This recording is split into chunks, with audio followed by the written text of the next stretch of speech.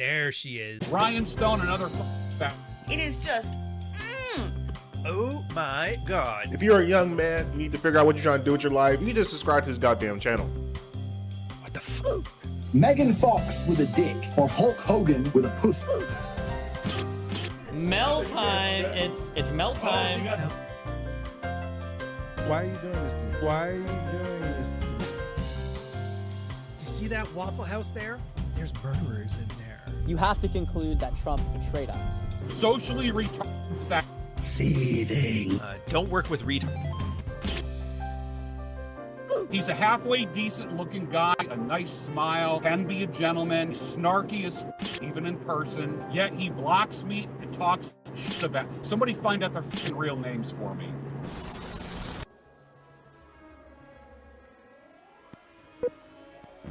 '79T 2458 Learning Corp Little Red Riding Hood, take one.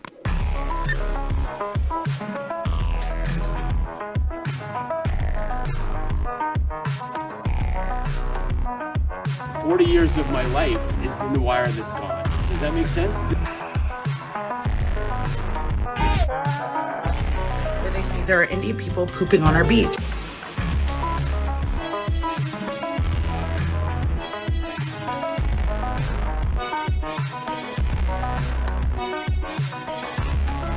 It's a spool of wire. 40 years of my life is in the wire that's gone. 40 years of your life in the wire. That's gone. Good morning, good afternoon, good evening. I don't know if you're in Europe, Southeast Asia, India, aka Canada, America, aka Tariffland, aka Mexico, aka Northern Arctic Mexico, aka I hate Trump Eurostan, aka Russia, aka Ukraine, aka which is the new Vietnam. It's good to see ya. Greetings. Guten Tag. Wie geht es Ihnen, spaceman? Why is Bruno concerned with Ryan's looks? It's fine. He has his moments. I was going to start this one off with like the Orion thing, like I'm feeling old, I'm hurting. And it's not because I'm old, it's because we decided to tile the bathroom. Over the last like week and a half, and it's amazing how hard it is to write when your fingers just hurt. And I'm like, and I'll get to the topic in just 2 seconds. It's just a quick little aside here because I think this is valuable. I hope so. It's valuable. Otherwise, I'm just wasting my time rambling here. But so you remember how everybody keeps saying the worst part about getting older is that you start to hurt more. And I thought about that and I kind of looked through my own life and I'm like, that's bullshit. Absolute bullshit. You know how I know? When I was like 15 to 17 specifically, it was pretty much all my whole childhood, my summers were spent doing irrigation and raking hay. So raking hay is just like you swath the hay, which is just a giant lawnmower over about 1,000 acres. Puts it into a neat little row, the top of it dries off, and then you have to flip it over, and that's called raking. It's not as hard a job, so they always put that one on the kids. The swathers, though, are generally the guys who know what they're doing. Anyways, it was like 12 hours a day on that. I ran over myself with a tractor one day. That's a story for another time. And the other one was hauling irrigation lines. And so we had a smaller field that was only like, a couple 100 acres. And I had to pick up, move irrigation lines. And I remember I got up feeling sore. I went to bed feeling sore. I was walking like an elderly man. I was like 16. And then I thought about like the hands hurting here on this. And I'm like, dude, that's the same thing. It turns out it's not because you're getting older that your body hurts. It's because A, if you're an out of shape putz, any amount of hard effort is going to make you hurt. And B, if you haven't taken care of yourself, recovery takes longer because you pulled a hammy. I think people's concern about getting old very quickly has been a very overblown. They're basically saying it's kind of like girls who are like talking about where all the good men have gone. And it's kind of like telling on yourself. Oh, my body feels so old. Really? When people say one plate, how much weight are they talking about, sir? If they have an answer for that, I'll trust their opinion. All right. So the topic today, it's frame. Are you going back to that old classic? Yes, I am. God damn it. I'm going back to the basics. I'm going back to out in hardcover, by the way. Frame. I personally love the new hardcover, by the way. It's had a couple small technical changes that were fixed in here. Fuck, I haven't even cracked my own spine. But it just feels better. And this is like the most nonsensical change ever, but like on the cover design. So I've been switching. The whole part here is the paint. Like, don't eat paint. That is a graphic element. But I've switched the design of it from a photorealistic dropping of paint to a more Monty Python, you can't do this on television, deep fried photocopy of it. And I think it works better. And then with the canvas binding on the side. Also, for all of you autists out there, all you autists, all the OCD people, I was listening, and I made sure that the things line up. I'm holding them off center, but they line up. So you don't have to worry about looking at your shelf and it's like, oh, why is this fucking... Relax. And then as always, Dog Walker. Really amazing work. And this is the last thing I'm going to do on pitching here. Then we're going to get to the topic. Softbone, the new book.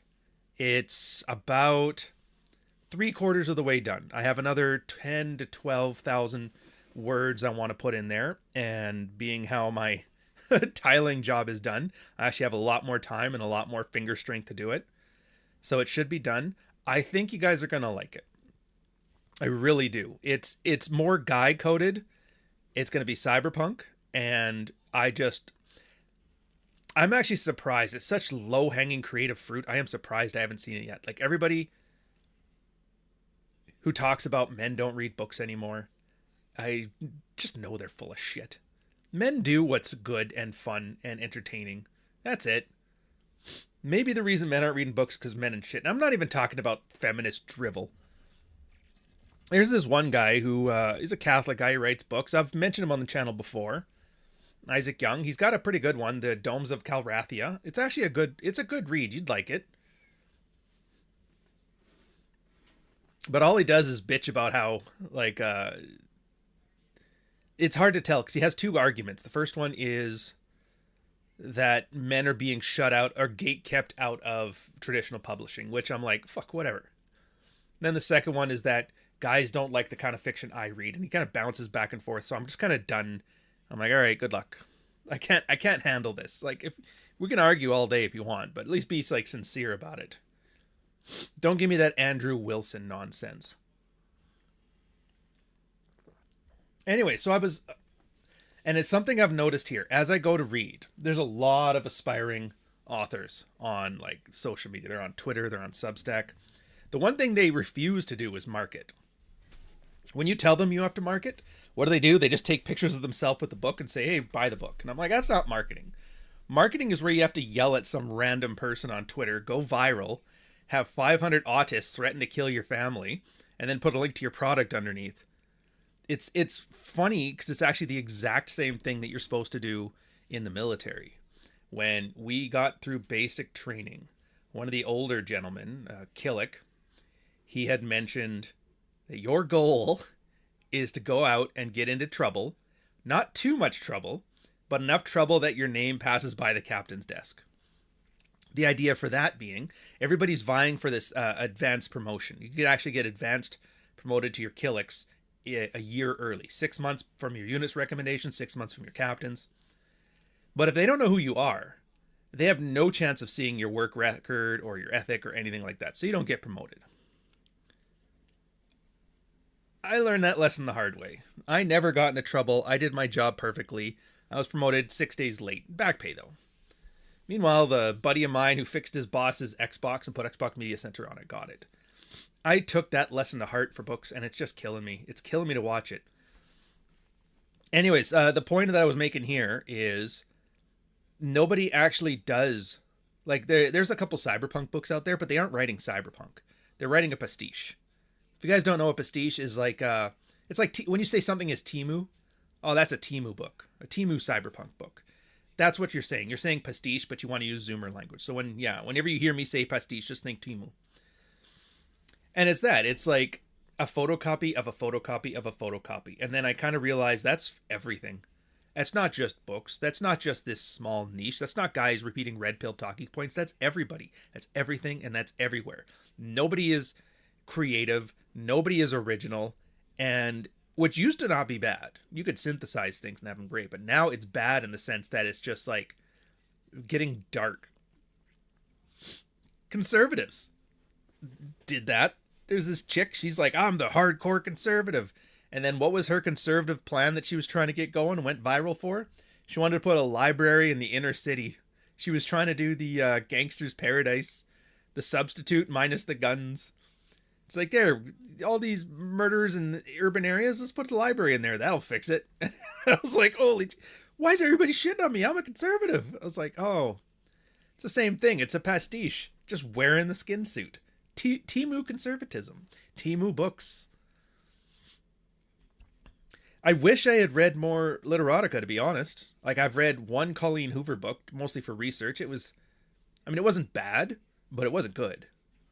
And that's even aside from just, like, the subject matter doesn't appeal to me. But I just realized, like, everybody is just making a pastiche of Twilight, pretty much. And then 50 Shades of Grey, and then a pastiche of 50 Shades of Grey. And it's all just the same thing, recycled as much as possible. It's 6-year-olds playing soccer. You ever seen 6-year-olds play soccer? Or football for you American, or for you Germans? 6-year-olds will see a ball, somebody will kick a ball, and then they swarm it, and they'll charge on it, and they start kicking and kicking. It's like a scrum. It's like a rugby scrum. And then somebody manages to kick the ball to the group, and the group runs and chases that one too. It turns out 1,000,000 years of evolution, and we haven't advanced past 6-year-olds playing soccer. So who'da thunk? Do I like reading mystery and suspense books? I don't know what I like reading yet. I have read a couple great American novels. I've read some anti-communist propaganda books. I've read a little bit of literotica. I've read some cyberpunk. I read some fantasy. And it turns out I don't really care. It's not that nobody has ideas. It says that everybody is recycling the idea to the point that they kill what makes the idea good. It's they don't understand what they're doing. Yeah, I just like good books. Like, I can read Defiance, and then I'll read Theft of Fire, and then I'll read Dune, and then I'll read a Colleen Hoover book. And as long as it's like a story I can follow along, I'm more than happy to do it. God knows, on the Orion channel, granted, there's been a little more anime than I would have liked. I'm probably going to stop at the next one because it's already finished. But like, some of the movies there, you see Gattaca, then Rambo 3. You got a melodrama. A sci-fi melodrama, and then you got it mixed with like an action schlock, and I talk about them with the same level of reverence. That's just something to tell you, right? Yeah, I present Star Wars, case in point. Absolutely. So this leads to Frame. My inspiration for this, I hate that I'm here, but I kind of said what would be great as a career is if you could, like, if I just reading news articles by other people and tweets, and that could be my career and I could make a solid living with that, I would love it. It'd be such like the cashed out, jaded cop waiting for his pension thing. But we're not there yet, but I'm starting with this. The inspiration was there. There is this guy. I don't know who anybody is, by the way. So if I start mentioning names, you're like, dude, how do you not know? I don't know. I know things, but I don't know all the things. So there was this guy. His name is Austin Peterson, APA for Liberty. He is I'm assuming a conservative because he's dressed in a judo outfit. And he's got a big CGI American eagle in his thing. Something about 1776 American. Oh, that's the same as Anthony Johnson with that Confederate, or not Confederate, the founder's flag, 13 colonies. Anyways, award-winning broadcaster, Japanese karate. Oh, for fuck's sakes. Don't ever comment on somebody until you click their profile, man, because you feel stupid. Japanese karate sensei, award-winning broadcaster, American. And I'm not dunking on the guy. It's just, this has Rex Kwon Do vibes to it. Huge Rex Kwon Do vibes. Oh, Jesus. All right. Anyways, he was bitching about tariffs because right now America is swinging around that big tariff thing. If you guys don't know, in the simplest explanation that I can give that is probably accurate, a tariff is just saying if you want to import X, Y, or Z into this country, you have to pay customs a percentage of the value of the product. That's it. So if I want to buy widgets from China, I have to pay a tariff to American customs. It's like a tax in order to sell Chinese widgets here, which increases the cost for me. The idea being that has a protectionist thing, because then people back home don't have to pay that tariff on locally produced goods. And I'm not going to do the arguments about competitive advantage where, well, China makes those better, we make these better, so we just trade to our strengths and the tariffs are getting in the way. I don't care about any of that. Nobody knows what the fuck that means. Nobody knows. And even those that do, they're like, this has never been tested. Somebody just told you this one day 60 years ago and everybody just went with it. But who cares about that? What does this have to do with Frame? I am getting to Frame. I promise you I'm getting to Frame. Anyway, so as a typical libertarian, he argues with the other libertarians about things that do not matter. To one guy's like, who cares about the trade thing right now? We got bigger issues. There's woke. It's coming for the kids. And the guy's like, woke policies have less of an impact on my life than trade policy. To which me, as Bruno would say, snarky as fuck, even in person. I'm like, this is such a boomer-coded opinion. I don't care about those troons. I'm worried about the stock market. I thought it was funny. It was just a one-off. I didn't care. It hasn't gone anywhere. This thing's died on the vine. But the guy, dude, no. Poor and stupid way to go through life. And then he calls me a fake, I think, at some point. Sorry to hear you're an idiot. Hope they find a cure for your stupidity. And I was like, I'm like, man, we got to calm down. Anyways, doesn't really matter what I'm getting at here. I find out at the end he's angry because... And he's like, I run a business. I pay people salaries. This could possibly kill it. And I'm like, oh, that sucks, man. Because I didn't really care enough to argue about it. But then that sucks. I can see why you'd be angry. And out of curiosity, I'm like, I wonder what his business is. And I look, it's the For Liberty. It's merch. It's t-shirts and bikinis. It's just a bunch of merch. And I was like, is this what all this fuck is over? Oh, he didn't like that either. Anywho. This leads me to the rabbit hole of a Wine More Please article. I think it's his best. I really do. And I remember when this first happened. Give me a second here.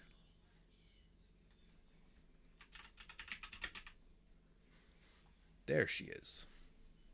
Men with no frame and the things they do. I love this one. There's very few, like out of the 100 different things I've seen and experienced and done in the red pill space, there's like a few of them that just transcend the space, and this is one of them. Men with no frame and things they do. And I realized it's like, oh my god, this is one of those frame situations where a guy just can't let it go and focus on the wrong details, which is exactly why I talked about the Isaac argument on the thing too. Both of these guys, and it's not me blaming them for having no frame and I'm awesome and they're not. I'm engaging with them, so I am acting no better. The difference is I can self-correct pretty quickly once I realize what the fuck. So I'm actually going to read it. It's been covered before, but new guys get the concept of frame all wrong. Frame isn't something you hold or you don't. It's not something you have or you don't. Frame is your worldview and your reality. Everything that doesn't fit in your reality is funny, amusing, or irrelevant. Or, irrelevant. I was going to say irreverent, but no, he said irrelevant. Which is funny because that was actually a quote taken from Ultimate CAD back in the day. Anything outside your frame is, he said, outside of your frame is amusing, funny. He didn't say irrelevant, but it doesn't matter. It's the same thing. Anyways, then he shows as an example this guy who is, oops.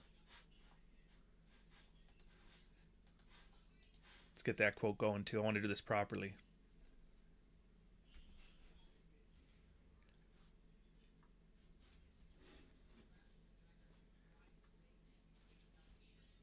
So something really fucking important though, and doesn't come through in the text at all, is your underlying motivation. If you're sexualizing, making a face, pressure flipping, power talking, whatever, it really doesn't matter. If your intention was to dismiss, and your intention was to set boundaries, whatever your intention, you do the thing that communicates it. I think we get over analytical about shit sometimes. So what he's talking about here is when you're reading a field report or you see a guy explaining what happened with him and his wife, the way they're explaining it doesn't tell you any information. It doesn't.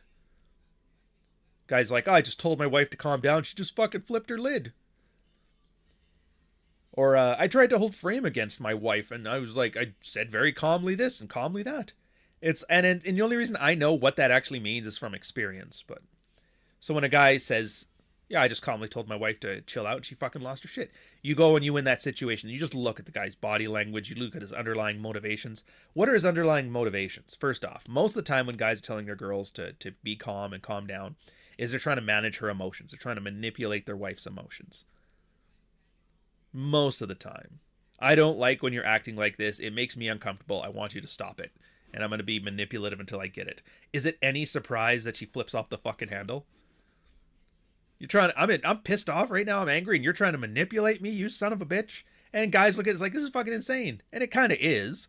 But at the same time, once you understand the dynamic, it becomes much simpler.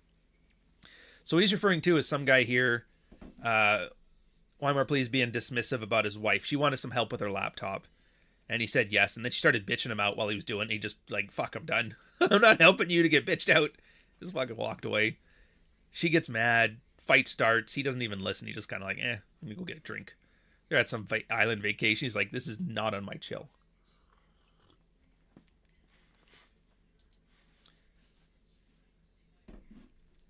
And then some other guy starts and he basically pulled the same thing that I was just talking about in the Twitter threads. Guy starts spurging out about fucking whatever. It doesn't really matter. And just like I described those guys, Weimar's like, so how can you quickly tell when a man has no frame? No sense of his personal reality? Because instead of being dismissive of anything that doesn't match your reality, he feels the need to peacock and dick measure. And that's kind of it right there. And that's the mistake I made. And again, it's just a minor Twitter mistake. I don't tend to make these mistakes in real life, at least as far as I can tell. Yeah, so if that's your frame, right? Somebody starts micking off at you, you're going to be dismissive, you're going to be irreverent, because it's either intriguing, amusing, or funny. Dude, tell me more about your trade protection. Tell me more about your business. Or, oh, ma'am, I'm going to need you to calm down. Or like, fuck, it's all about merch. And it's kind of when you realize that it's not like The Secret. It's not that your reality makes the world or any shit like that. It's just like, you really drill down to like, why am I acting this way? Why am I having a spurg out argument with this guy? And you kind of realize like, what am I getting out of it? For the most part, it's nothing. Sometimes things go viral for marketing. It might be good. Most of the time, sometimes it's good in the sense that you're getting really heated about something, but they're teaching you things that you didn't know. Even if they're the wrong things, you at least start to understand like the theory of mind. I'll use like an example. You're like a Democrat arguing with a Republican or whatever, Canadian equivalent, German equivalent. You at least understand what the other person values, what you think is important. I mean, ideally, you don't, but you could. But then when you realize, like, yeah, this guy's just emoting. He just wants to vent. He doesn't really care. He's soapboxing to his audience. You realize, like, why is this a big thing? And it doesn't matter how much they bitch and moan at you. It doesn't matter how much they cry and whine. It doesn't matter how many names they call you. It doesn't dismiss the fact that he's just going to keep doing this until I give him a debate. And flip this around, put this in your home life. Your old lady had a conversation with her mother on the phone.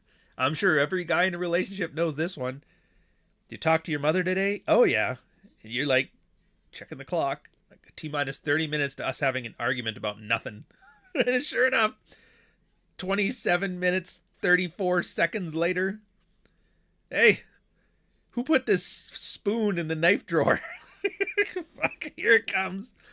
And guys with no frame, they're more than happy to, like, no, I put it in there. I don't know what I was doing. You must have did it.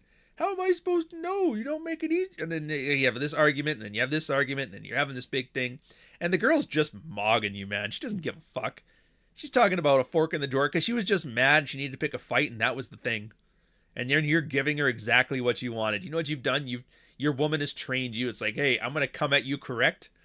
And you're going to sit here and you're going to have a royal rumble with me every time. Because you have no frame. She has frame. I want fight. I start fight. Fight wins. Good stuff. Girls always win fights. If you have fights. And this isn't like the lady's always right. It's just that girls have like amazing endurance when it comes to fucking yabbering. It's amazing. It really is a skill. So just don't have them. Like, this isn't in my frame. Fuck, I'm not going to do that. And for guys, it's peacocking and dick measuring. For girls, it's more just like blathering and the hypnotic power of words, which is a concept which I do not talk about enough. And it is in David Clare's Practical Female Psychology for the Practical Man. If you have not read that yet, I've been here for 6 years. If you still haven't gotten through the sidebar, what the fuck are you doing here? Other than wasting everybody's time, you know? We're better than that. I mean, you're not better than that, but we are. All right. I'm going to take a quick pause here. Deal with the super chats. I normally don't like waiting this long, but here we are. Alpha AK. Oh, bless your heart, man. Bless your heart. $5 1 cent super chat. I hate using the term because it's Zoomer shit, but modern literature is pretty much rotomaxing. But hey, Couch, been a while. How you been? Rotomaxing. This is new. I can't tell if you made this up to fuck with me or not. I'm going to look it up just in case.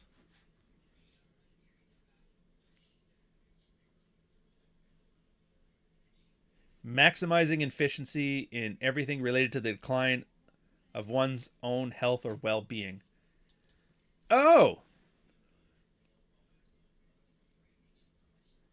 There's a word for that? Dude, English is amazing. So basically, it's like a... does that count as an adjective or a verb or whatever? Get the rotomaxing mug. Oh, I get it. So if I'm buying cigarettes, I'm rotomaxing my lungs. Oh, dude, that's funny. I actually kind of like that one. And I'm sure there's a better term. That one's a bit clunky. They're just taking maxing and playing with it. Yeah, modern literature, rotomaxing. I don't think it's an accurate way of putting it, but I get what you're trying to say. Yeah, I agree. I'm pretty sure it's not that it's hard. It's not that you have to have a certain level of talent. I don't agree with that at all. I think the talent speeds up the process, but ultimately, and working with Nick has been just a treat for this, by the way. Nick August in the chat right now. Best editor I've ever known. I've only known 3, but still 30% is pretty goddamn, top 30% is pretty goddamn good. Yeah, he's been describing it as a process, and once I've kind of mapped how he describes it to what I've been doing, it makes a lot of sense. You really just write and then rewrite when it comes to literature. You write things down because you have a story in your head and you're pretty sure you got it, but you're always missing details and your ego kind of like fudges the numbers to make it look good. And then once it's there and it's down, it's perfect. You read through it and you're like, this doesn't make sense. This doesn't make sense. This would have worked great over here. Or this reminds me I should do this. It would make more sense. And then you kind of rewrite it. And I kind of accidentally did it. Like when I first was on here, I used to bitch. I'm like, dude, I've written like for Dread and Frame. I wrote the books like 3 times. I wrote the book and I'm like, I hate this book. And then I rewrote it again. And then I'm like, oh, dude, now I can do some things. And I knew what I had to do. And I rewrote it a 3rd time. And then it was like in a passable state. I thought I was just a shitty writer. Turns out that's what you're supposed to fucking do. Most people don't. I think most people just one and done it. They're like, no, it's all down. Once it's in there, once I reach my word count, it's good. It's literally the labor theory of value, which is hilariously communist pinko bullshit. Hilarious. And don't get me wrong. I understand, like books, you definitely have your own niche. Like you can't just write a screenplay and then call it a book. Because movies do screenplays way better than books ever could.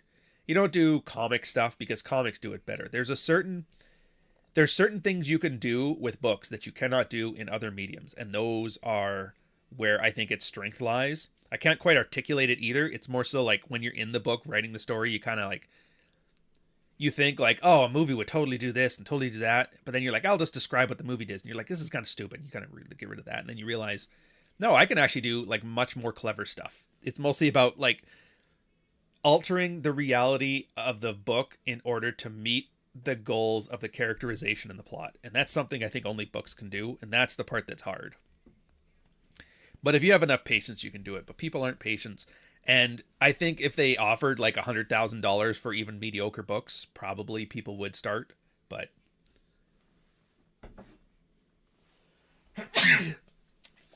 it's one of those things like being a little league coach. You need somebody who both takes something so seriously when the stakes are so low, but also is like smart enough to do it well. And I've been doing well. Hay fever season's kicking in. I'm all drugged up, but we're fine. Anyways, Null. Hi, Ryan. €10 super chat. That's too heartfelt. You know what? For you, we're giving you the jack. Fuck it. No, good man. So the meme, they're very good. This is really, they've taken it. True Alpha. Named Ryan Stone. It says, ask Murphy about the article he wrote, cuckolding his wife. Clear up the cuck article. Clear up the cuck article. Why are you doing this to me? Why are you doing this to me? Why are you doing this to me? If I wasn't prepared to literally impoverish his entire bloodline, I am now concerned for my career. And I still recommend clear up the cuck article. You know what? Fuck you for bringing this up. Yeah. Fuck you. Heartfelt. I'm not gonna have those guys back on my channel again. Absolutely not. Just use a little bit of fucking common sense. It is just. That's great. That's you should. Fuck you. Sorry, apologies. Just keep going, dude. One foot in front of the other. Before you know it, this will all be in the rearview mirror. Fuck you. Hold the fort. I just found something. The governor. T-Rex Army. The governor himself. Studio Giblified. The fucking George Bruno. Oh my god, it's hilarious. Hi, Ryan. It's always a pleasure to see you live. Null, it's always a pleasure to see you live as well. And I'm not just saying that for the money. No, honestly, I enjoy. This is one of the few things I like. Well, actually, I'm getting to the point now where most of the things that I'm doing now for work I enjoy. But this is one of the ones I enjoy the best. I would argue still my favorite, even though it doesn't seem that way sometimes, my favorite and most rewarding part of the job is the Patreon. Absolutely. Group workshops, in situ, red pilling, sorting out situations, OODA loops, field reports. I love that shit. I really do. Didn't realize it, but I've been a teacher since I was like 16 years old. It's kind of been like every time I do something, I'm always also a teacher. And so it's just one of those things that just, no matter what I do, it always gravitates towards that as well. But then this, I always make sure like whatever is happening in life, it just works around today. This is like the one synthesis area, I'd argue. Like every time we're doing anything red pill, this is that 2-hour moment where we get to kind of look at what's been going on, map things from like life to theory, talk theory with you guys, get a finger on the pulse, like what kind of stuff is important to you guys. And then I kind of see. It's like, it's the closest we get to being an actual social and not a parasocial relationship. Plus the fact that, oh God, I love talking about my shit, man. It's, I don't know. I know a lot of people, they merch and they make shit and they're like, I'll buy my course and this stuff. And it's just kind of like, it's a means to an end. Like this will make me $1 million. But for me, I tend to do two things. One, how do I not waste somebody's time? Like whatever I'm doing, if I'm making this book, how do I make it so they don't regret having read it or slog through it because no, I'm a finisher. I don't leave things half done. I never want to be that guy. But then the other one is, it's usually because I'm really unimpressed with what other people are doing on things that I should enjoy. And so I'm like, you know what? Fuck it. I'm going to make the one I wish had done. Got Manosphere account, a little red pill account. All these guys running in, you're like, hose is fucking hose, man. White Claws, hose. Look at this hoe on Instagram. She's an OnlyFans hoe, but she says hoe shit. Look at this OnlyFans hoe. She says conservative, nice things, and she tells me what I want to hear. She's one of the good hoes. She's getting baptized. She's baking a cake. Oh my God. And I'm just like, you know what? Fuck you guys. This is bullshit, man. Why can't we go back to the good old... I hate to say it. Maybe this is like a very age appropriate or boomer coded thing to say, but like we really did peak with Terrence Popp and a fucking whiteboard showing here's 16 inches of cock times divorce settlement here equals this. By the way, I'm dyslexic. I don't care. Fucking hilarious. Hodge twins talking about sweet walls and mushroom tips. Doing whatever the fuck you want to do. Terrence writing on the whiteboard. It was like guys truly had fun. And there was real pain. Like, dude, Terrence was like basically doing that to get over his divorce PTSD, which is fine. I'm not going to fault him for that. But it was like you could sit there and you could enjoy something and it had a wholesomeness with the misogyny that's just missing now. Now it's just irritated, angry people. Like I don't know. And so then I would just make chick talks or kind of the content that I wanted to see. Everybody keeps calling it gonzo red pill. I'm like, hey, fair enough. Null, 10 euro super chat again. Everybody should read the unlock your city part. Yes, that's actually at the end of Dread, if I'm not mistaken. I feel bad because now it's like Frame and Dread, they kind of blur in my head now. Like, fuck, which one was that again? I'm pretty sure it's Dread. Because the idea was, guys doing your 5 outcomes of Dread. Divorce or stay together, and either you plate your wife or you don't plate your wife. So those are the 4 scenarios. You either leave her, you stay with her, and either you're sleeping with her or you're not sleeping with her. And then occasionally like a 4-quadrant matrix. The 5th quadrant is... what the hell was the 5th one again? Stay, leave. Oh, status quo. You just kind of like, fuck it, whatever. And you just give up. Which, it's not my place to say that's a bad solution. It's just a solution. And you can make that choice yourself and live with the consequences. It's all about living with your consequences. Anyways, so on each outcome, I provided an example of, like, you're not out of the woods yet. Life's not finished. And you haven't won. It's not the good ending. There is a new set of challenges now. It's almost like there's a new book out there for you to write. I've already written Dread. Next one's you. So the plating the ex-wife thing has this one to it, leaving with it. And the one about divorcing your wife and just fucking moving on, not sleeping with her. It was about getting your city together, getting yourself lock on city. And it was about starting to get your logistics back in place. It's not meant as like a guide, like a complete comprehensive guide on how to be the alpha male of Cincinnati, Ohio, or whatever. How to be Dayton, Ohio's most eligible bachelor. As I was seeing this, it was actually very since the start. My very first client, well, not my first, but one of my first clients was a military doctor. And after his divorce and this stuff, and had one of the best divorces you could imagine, but it's hard to tell you that at the beginning. Like I even was just talking about this in Patreon the last couple weeks. So when you and your wife are leaving each other, the best thing that can happen to you is her cheating on you. Cheating on you and mate switching. You're like, what? That's horrible. Why would I want my wife to be cheating on me and to find a new man who she thinks is better and continues to sleep with him while I'm trying to get over a divorce? It's like, no. You're not seeing it right. Look at this strictly tactically. Wife cheats on you. She gets caught. She wants a divorce, or you want a divorce because you're done with that shit. She has a new man. She's happy. She's in the honeymoon phase. And you know what happy women in the honeymoon phase do? Nothing. They don't fucking yell. They don't scream. They don't want to punish you by being argumentative. They don't want to draw out the process, because every day she's married to you, she doesn't get to spend the rest of her life with her greatest man in the world, Beau 2.0. So yeah, I was like, oh my God. You want to know the most like pleasant and quick-paced divorce proceedings ever? A girl who's ready to settle down with another man. You want that to happen. And it's one of those things you're like, okay, be aware. Like, you have to. I know you don't want to hear about the guy who's dicking down your wife. I don't blame you. But you kind of have to keep your finger on the pulse. Because every time you hear about it, you want to hear, we're still doing good. He promised he's going to move in. He's promised he's going to leave his wife, or any of that shit. Because as soon as you start hearing he hasn't talked to me in 2 weeks, he doesn't think this is going to work out, you're going to get one of 2 scenarios, and each one of them sucks. The first one is you're going to have to talk. The talk. She's going to sit down, and you're going to sit down, and you're going to have a coffee or a wine spritzer or a White Claw or something. She's like, man, it's crazy the last 6 months, isn't it? And you're like, yeah, fucking crazy. She goes, yeah, I've been thinking. You're like, oh, shit. I've been thinking. I think we should give it a try. Like, you made some mistakes when you didn't put the cups away facing up. I like them up and you face them down. I made some mistakes, and when I slipped and fell on that dick for 3 months.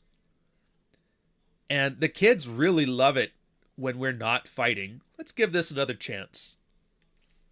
To which you, a man with no frame, is like, I did it. I knew those workouts. I knew that alpha male course. I knew the haircut and the new shirts would win her heart back. I did it. I won her back. I conquered it. Fuck Beau 2.0. I got it. Not realizing you just got rug pulled hard. Because do you really think she's going to love you after that or respect you? She will, in the sense that she doesn't want to be alone. She will in the sense that it's like a monkey branch thing, but oh, dude. The same reason she felt dissatisfied with your dick is going to come up 6 months down the line. It's like, oh, forgot about how much I hated this dick. I wonder what that 15-year-old student is doing in my class. And you're like, oh, Jesus Christ. Did he go there? He kind of went there.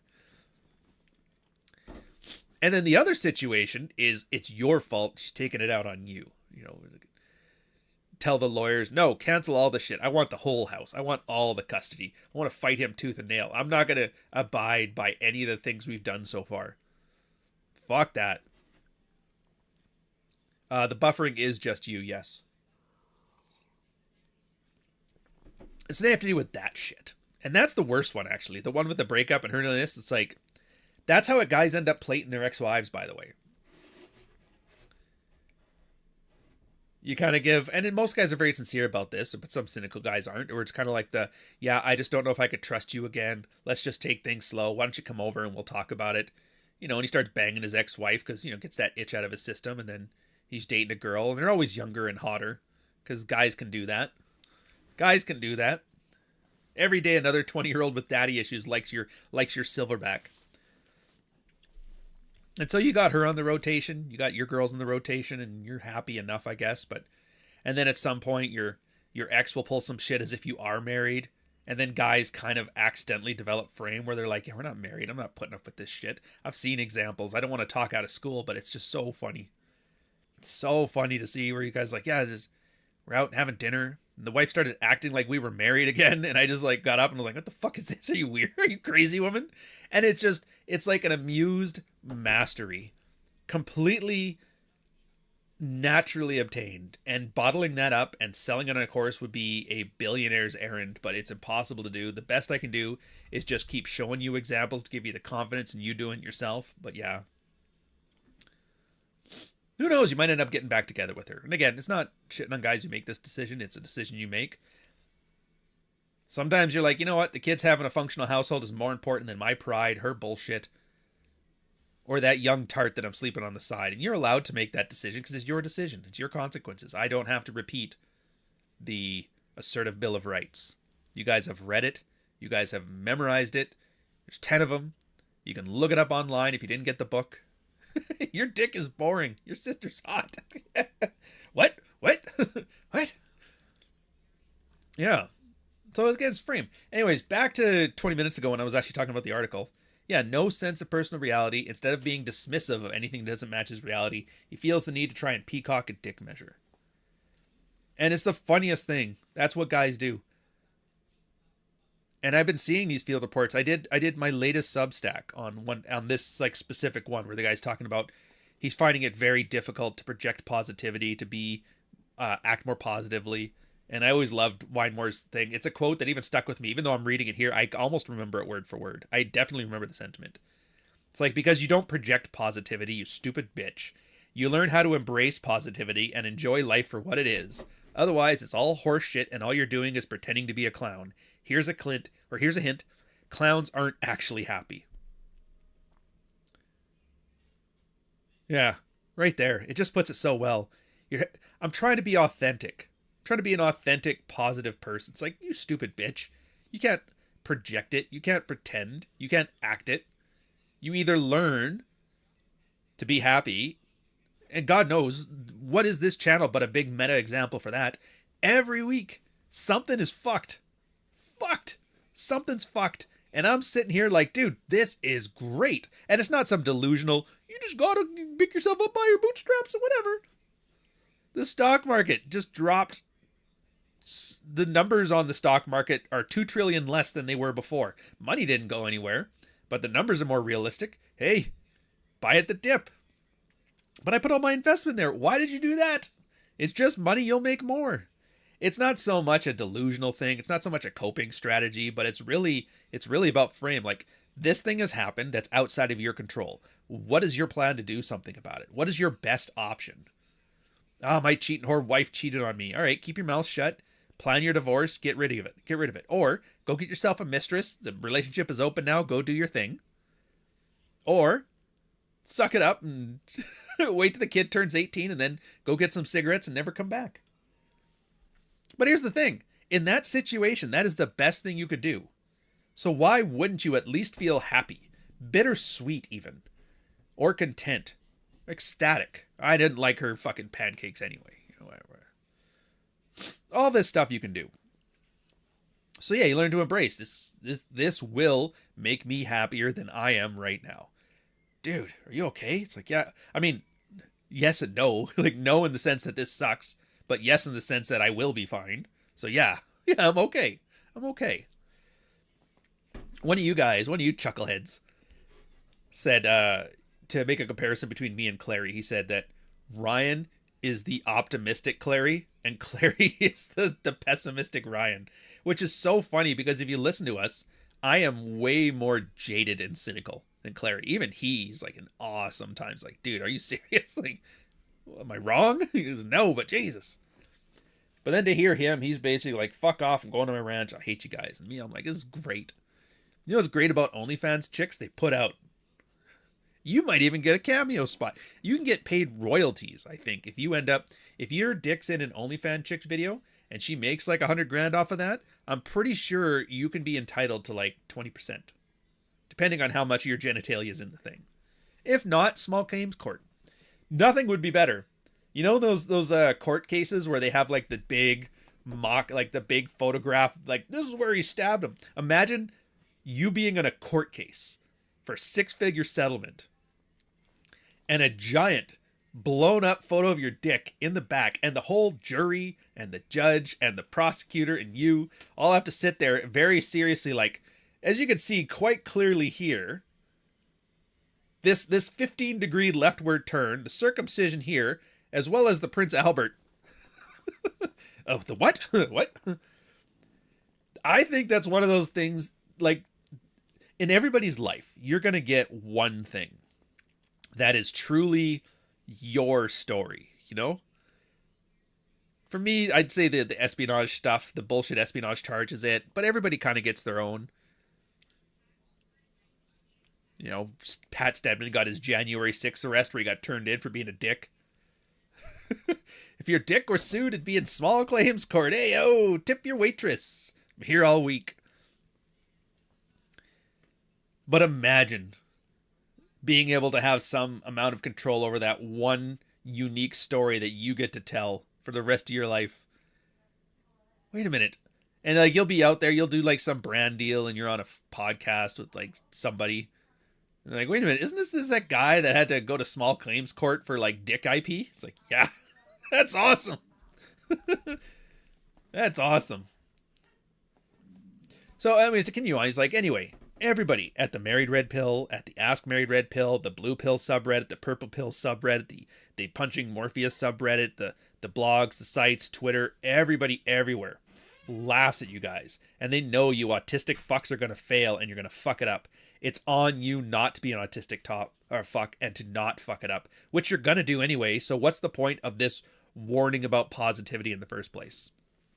And this is one of those, he words it much more eloquently than me, but it's what he's talking about as lowest common denominator. And this is something else that I've noticed when it comes to frame, is that everybody has to be neurotic about it. You know, oh my God. Yeah, just tell your wife to shut the fuck up. Well, what about if this, and then, well, what she leaves you over this, and you got to do this, and you got to, and it's like, holy shit. You need to trust that the guy you're talking to has enough brain put together, enough neural capacity to know how to properly yell at his wife without causing a domestic violence situation, causing a divorce, or whatever. And if he doesn't, there's no warning you can give him anyway. If you get a guy that's truly hell-bent on fucking his life up, you can give him the most milquetoast, safe, neurotically peer-reviewed thing ever. And he's gonna fuck it up anyway. So all you did was just make anybody who had an ounce of sense suffer through the blandest, most pablum-induced platitudes ever. Why do I have to read My Pet Goat? I'm in college, for fuck's sakes. Well, it's because Tim over there reads at a 6th grade reading level. How is that my fault? That's where we're at. And these guys in the same sentence will bitch about how everything is being driven to the lowest common denominator. and then be like, oh, be careful. Don't tell a guy to do anything drastic in his life. He might fuck it up. It's like, yeah, he might. He probably will. That's not your fault.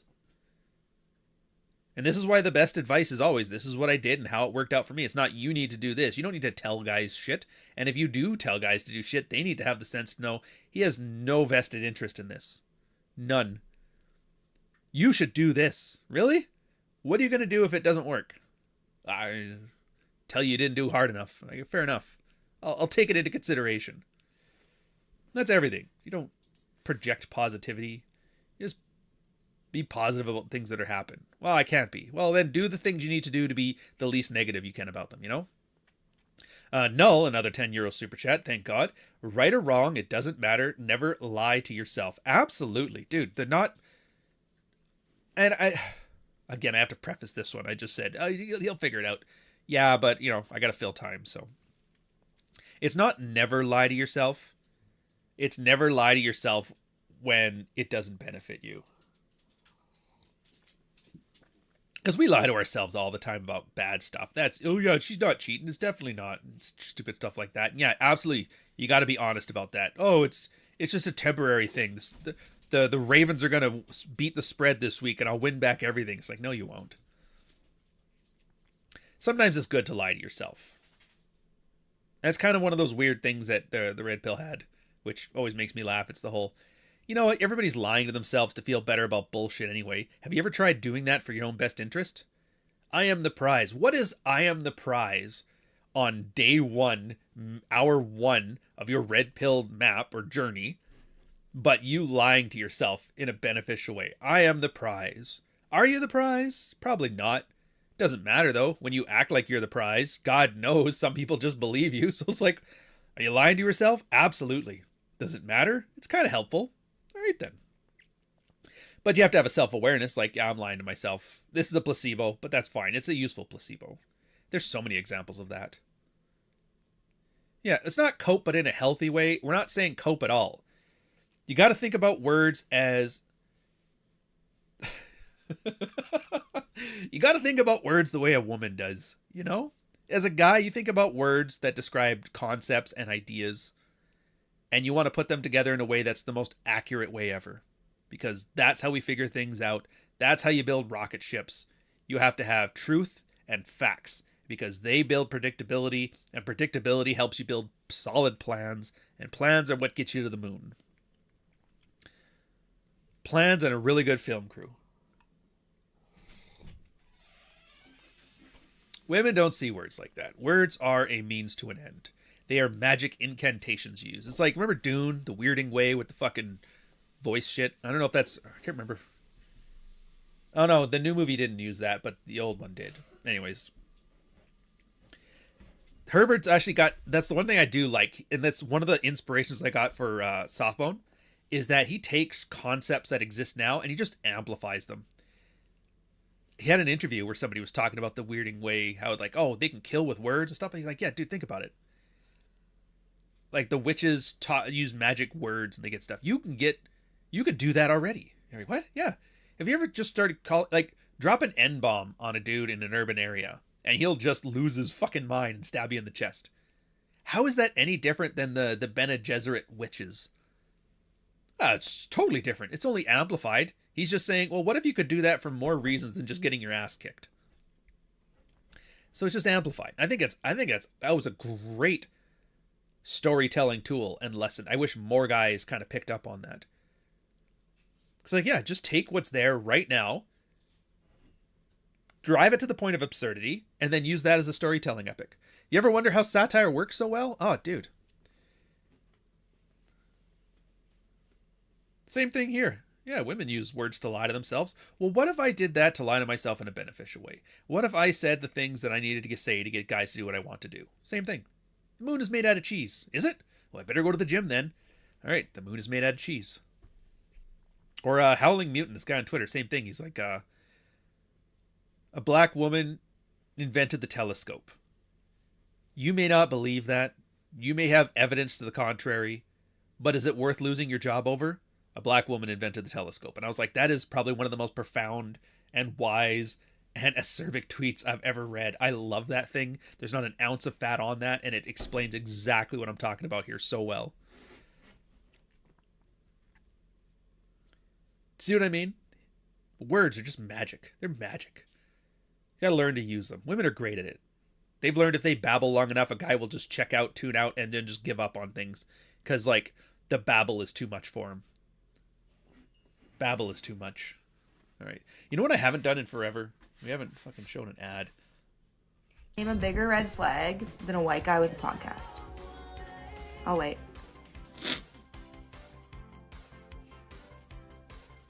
I am not impressed. I will have you know, I'm like 80% white. The podcast is goddamn good, and I don't want you anyway. You got random Iroquois art and not art on your walls. You're not my type, sir. Or madam. I don't know, you're allowed to say any more?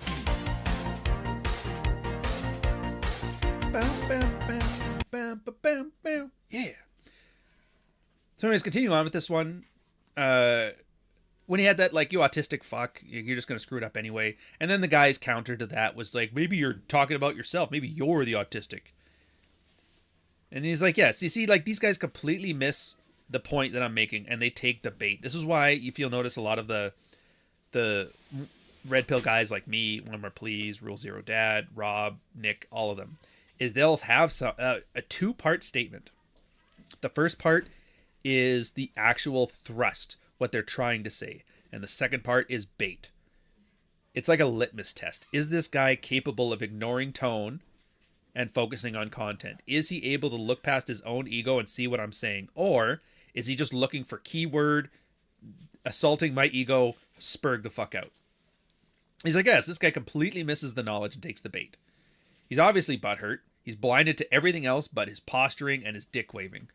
And he's like, it's so easy to do. It's so easy. If some random dickhead on the internet can trigger you into making some stupid amog over stupid bullshit, imagine how much more effective people who you were emotionally invested into are going to be at triggering you. And he couldn't have said it better myself. I would have, but I couldn't. With a solid frame, a solid worldview of what you represent, what you stand for, and what you won't stand for, more importantly, you can actually pick and choose what you accept into your worldview. And yeah. So, and then the example here is just a simple one. It's just some online guy micking off about how his merch store costs another $5 per month to make shirts, or he has to pay duties on stuff like that, right? You throw out a statement, throw a little bit of bait. If they take the bait, you know you're dealing with a guy who's got no frame and he's overly invested in it. So what are you going to do? All right, we're going to do a quick little ad here. If you're sitting there going, oh, my wife's the 3, I play Tekken for pennies, my name's Ryan Stone, your life sucks. So he actually nailed it. Don't start something you won't finish. Don't start something you won't finish. Everyone have a little bit of patience. My name's Ryan Stone, I play Tekken for pennies, chill a little bit, and just go, you know what, Tate's got it.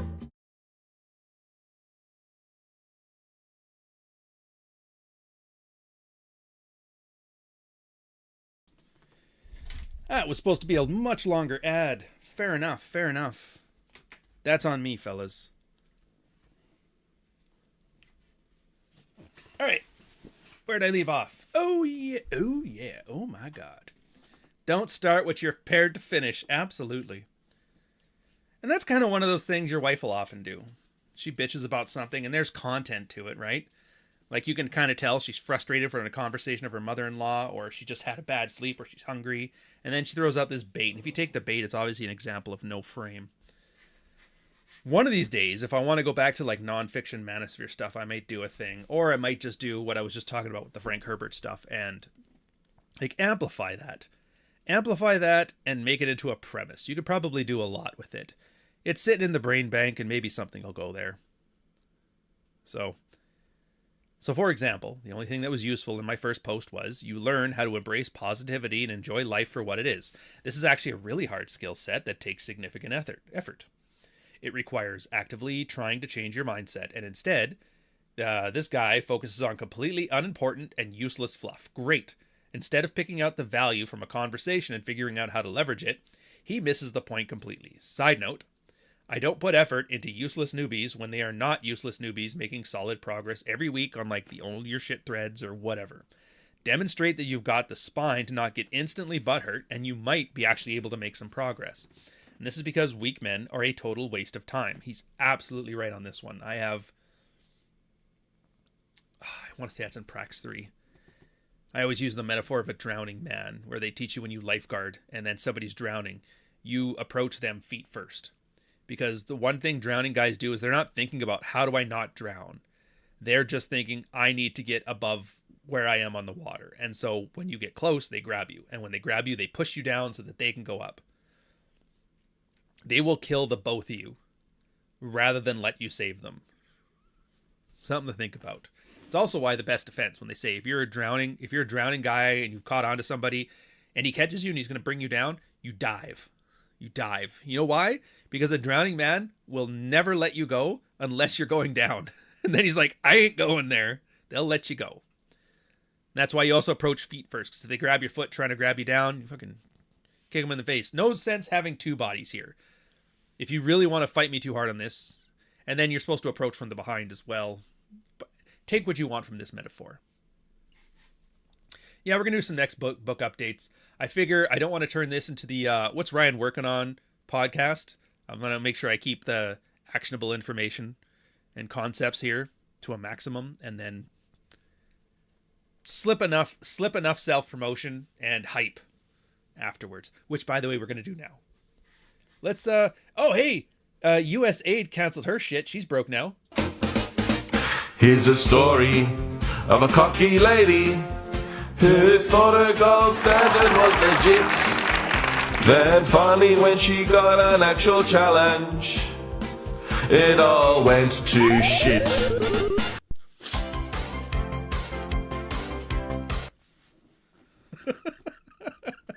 Thank you, Nick. The vacant chair response. Yeah, that's a bit of that was. I wish I could say I was that clever. That was more of an accident.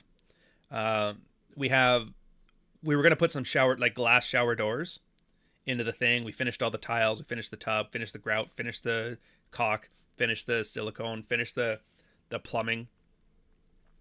All of that stuff. Which, by the way, the more of this stuff you know how to do yourself, it's amazing how affordable renovations are. Like, this is, like, we don't have a big bathroom. It's just like a smaller one, but, like, you talk to people, they're like, yeah, about 10 grand and we'll update all your thing. And that's great. So we just went and we bought like $1,000 worth of tiles, $1,000 worth of like gear, did it all ourselves. So if you're willing to spend the time, it's amazing how affordable they are. And the thing is, when you do it yourself too. So the plumbing, we had to, insurance wise, we had to get plumbers in. First plumber was basically a scam. Tried charging us $5 grand to do 3 valves, which is ridiculous. Second ones were good. The problem is they're not smart, so we've had to call them back in 3 times because it's like, yeah, we showed you what we're putting in. We showed you what we're doing here. We gave you everything you needed for the information, and they kind of just like, oh, sorry, we didn't know that spout was threaded. You're like, oh, fuck's sakes. Anyways, all sorted out. Pretty awesome. But yeah, when you're doing it yourself, you also get to have a level of quality control you wouldn't otherwise. This is why I'm not too freaking out over when Trump's talking about his tariffs and everybody's like, oh my God, my Temu shit's not coming in. It's like, heaven forbid, people are going to start manufacturing things to last because they cost more. And if you're going to have to pay an extra $1,000 for a washing machine, you're going to have a washing machine that lasts 10 years longer than the 5-year one you have now. The years of cheap and disposable are gone. So yeah, building a little bit of handyman skills is good. You don't need all of them. Like, oh, my girl knows how to tile better than I do. So I'm like, you got it. What do I know how to do? I can lift heavy things and hurt my hands all day. Sounds good. Yeah, I've been watching with -4 minutes. Oh, fair enough. Anyways, the point of this was we had some shower doors that have to go out, but they're very heavy and the girl's having trouble. So I'm like, all right, I'll put on Tekken for Penny's ad for 2 minutes. I'll go help you, but she's not ready yet. So whatever. Tried our best. An attempt was made. Yeah, go help her, dog.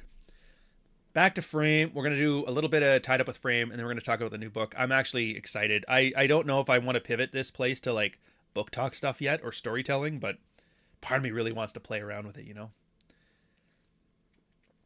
Yeah, the last part. So with Frame, and I hate how it's both a crude and simplistic topic, but it's also an extremely hard to develop, let alone master as a concept. It's very dysfunctional in that way, which I think is kind of why I enjoy it.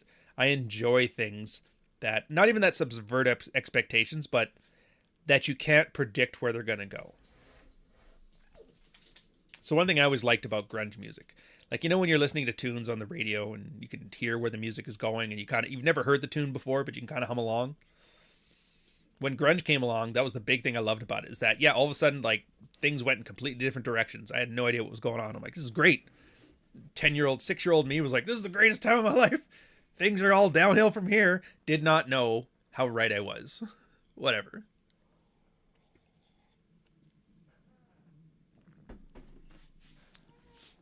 But yeah, so and the hardest part was just trying to define frame. And I think Dr. Seeger, he doesn't get enough credit for this, but he should. Like, it's not really a thing; it's a metaphor. I'm like, actually, that makes more sense. You can't really define a metaphor. You can only define it in relation to other things. It's like black holes. You can't actually see a black hole. You can just see what it does to distort the things around it. Frame is kind of like the black hole of masculinity, I guess, in a weird way of putting it. Whatever. The 10-year washing machine is a great metaphor. Adding to the lexicon. Thank you very much, sir. Oh, Governor is here. Dude, your George Bruno Studio Ghibli meme. Fucking magic. Magical. Especially since it makes him look so happy, too. So yeah, and you can't just say, here's your 10... You can't make a listicle of it. That's why most people don't talk about frame, even on their little bullshit grifter channels. It's because you can't just give them a 10-step list. Just do these things and you'll have frame. It's like, no, it's not like that. It's a very difficult concept. You have to understand multiple concepts, how they overlap, map those to what you intend, map those to what the people in your life are acting like, their various manipulative techniques, your various manipulative techniques. And if you're lucky, after all of this is done, you'll be able to put it together in a coherent way. You know? One sec. I have to set up another ad here now. We're going to do the thing again. Yeah, I think we can do that one. I think we'll do that one. If you're lucky, you can set up in a coherent way. One sec. I don't know which one this one is. Oh, yeah. Yeah, we'll show that one. Fuck it. Fuck it. So moving on from there. Dude, I think you're going to like it. Like, Couch on Book Talk, subscribed. Martin Mando Lando, $4.99 super chat. Oh, thank you very much, sir. Thank you very much. So yeah, I'll talk about storytelling for a bit here. I'm trying to articulate the stuff on my channel. There's actually a new one coming out in a couple weeks on Dead Leaves, an original video animation. It's a Japanimation one. If you guys have seen it, it came out in like 2003. If you guys have seen it, you'll know exactly what I'm talking about, but it is absolute chaos. It's nonsensical. The plot doesn't work. It's everything I've talked about and everything that exists about good storytelling, character development, plot, Chekhov's gun, like, you know, something that has sets ups and pays off and like moral messages and all that stuff. It just does none of that. None of it. It has nothing. There's no character development. The plot makes no sense. Things just happen. It's almost random. There's no metaphors. There's no moral message at the end. The one thing that it does do really well, and it leans on the one skill that I think most things missing, and I always pronounce this bad, verisimilitude. I think it's how it's pronounced. But we're going to have to pause. I got to move a thing. We got, how long is this? 2.5 minutes. I'll see you then.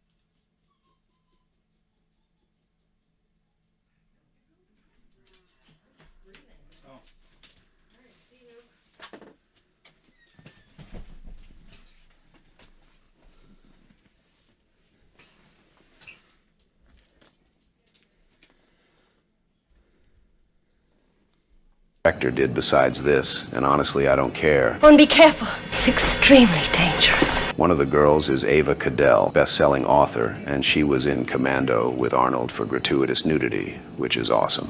What's that? Have you got a weapon down there? They don't make movies like this anymore. It's got nudity, jokes, science fiction, and 90 minutes of pure fun. Did I mention the nudity?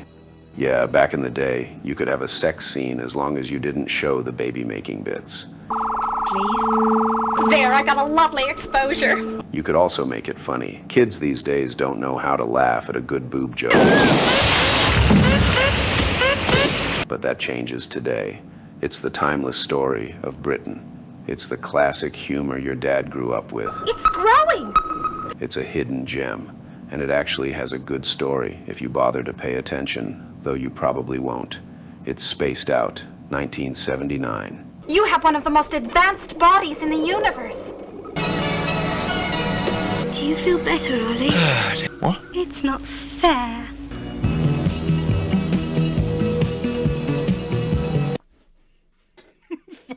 What a shit show of a break that one was. Holy Jesus Christ. All right. We're back to the storytelling. Yeah, verisimilitude. What is that? It's kind of like the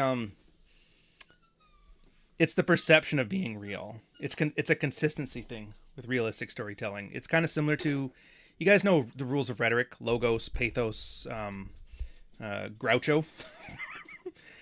Well, and then the idea is pathos and ethos are important, and then logos is the least important. And everybody thinks logos means logic, but it's not. Logos is actually the appearance of logic, which is different. That's manipulative, right? And that's kind of what we're talking about here. It's not that storytelling has to be realistic, but it has to appear realistic. And there's a mixture of consistency, of expectation, of rules, and there's no way to quantify it perfectly. Because as soon as you make a rule, you can break the rule, and that becomes the new rule. And the one thing I love about the Dead Leaves OVA is that it is 100% the appearance of reality, but none of it makes sense. They hyper stylize the violence where it almost looks like a comic book page. Like, there's not just a cop chasing him, there's 50 cops chasing him. They're put together in a way that's impossible to fill on the picture plane, but it just makes sense because the way they move and the way they style it, you understand. This means a lot of cops. It's the OJ chase. And then he pulls out a shotgun and he fires 4 or 5 shots, and it kills like 50 guys. And you're like, dude, that's not how guns work. But that they're establishing that's how it works here. And then people grow. Sometimes his hand's the size of a full body. Sometimes he's the normal size of a person. And it all doesn't make sense. But because it's never made sense, it all makes sense. And they just change the rules all the time. But since the only consistency in there is that the rules change, you have to follow along and like just follow. Okay, I get it. Now the guy's bigger than the other guy. Fist of the North Star does that too. Best TV show according to you. I don't know if there's best. That doesn't really work. There's no best. It's like, which one of your children do you love the most? Actually, that's a bad example. You probably have one. You're like, that one, not this guy. This chick's useless, but this one's good.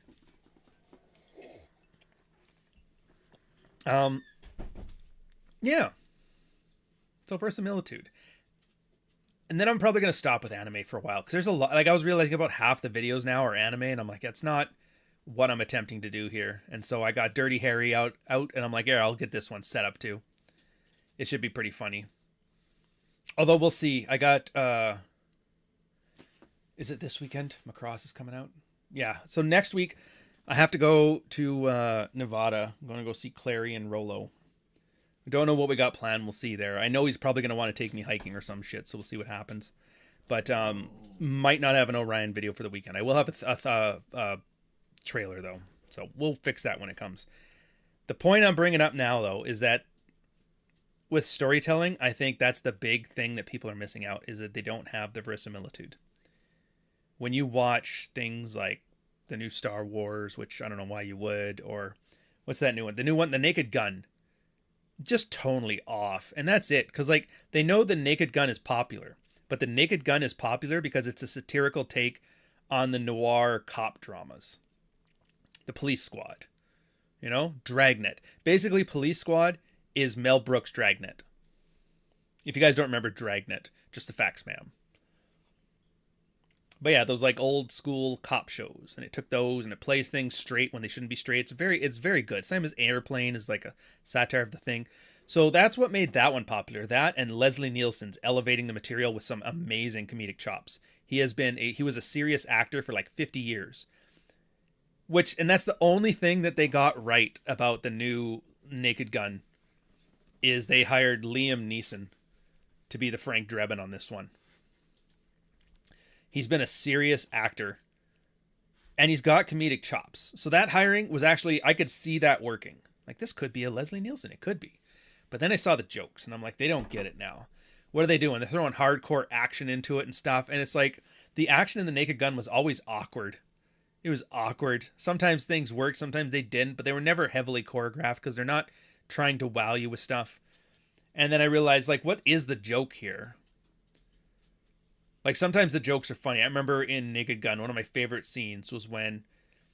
Because Frank has a consistent theme throughout where every time he does something, he always just, like, irritates the straight man. Almost like slapstick. So we went to do a press conference wearing his lav mic, talking about how they're going to catch the killer and blah, blah, blah. Oh, and then the Queen was coming for a visit. He's like, no matter how much silly the idea of a queen seems to us, we're going to be gracious and respectable hosts. And everybody's like, what the fuck? And then he goes to take a piss, but he forgot to take his lav mic off. So then the whole press conference is stopped for like 3 minutes while he's taking the longest piss in history. It's fucking hilarious. But what did they do in the new one? They had a little girl with a lollipop walk into a bank heist, and the guy's like, who are you? Pulls off the mask. I'm Frank Drebin. All of a sudden, it's like a full-sized Frank Drebin. They're trying to do the dead leaves thing, but it just doesn't fit. Like, it doesn't have that verisimilitude. Yeah, OJ was on there. That's the one joke that they had, I think, that landed is on the trailer, is they had at one point where it was Frank Drebin Jr. is staring up at a picture of Leslie Nielsen's like, Dad, I miss you so much, man. And then the chief, Kennedy, his son's there. And then the black guy looks up and sees OJ's picture and he just looks at the camera. He's like, no. I was like, okay, I chuckled. If they'd have done that, it could have been funny. It's got Seth MacFarlane, but whoever did that trailer is really not filling me with hope. So I'm going to follow the exact same rule I told you guys before. I'm going to wait 6 months. I'm not paying $70 at the theater to go watch them disappoint me yet again. I'll watch the real Naked Guns. I'd rather watch OJ. I'm just saying. So when I take stuff like that, the verisimilitude, I took what I was talking about with Dune, where I take real things, amplify them, make that premise work in a storytelling. I'm on almost the first set of rewrites, but I've had to rewrite quite a few things, at least one of the chapters plus the ending already. And I think I'm going to rewrite the ending slightly again.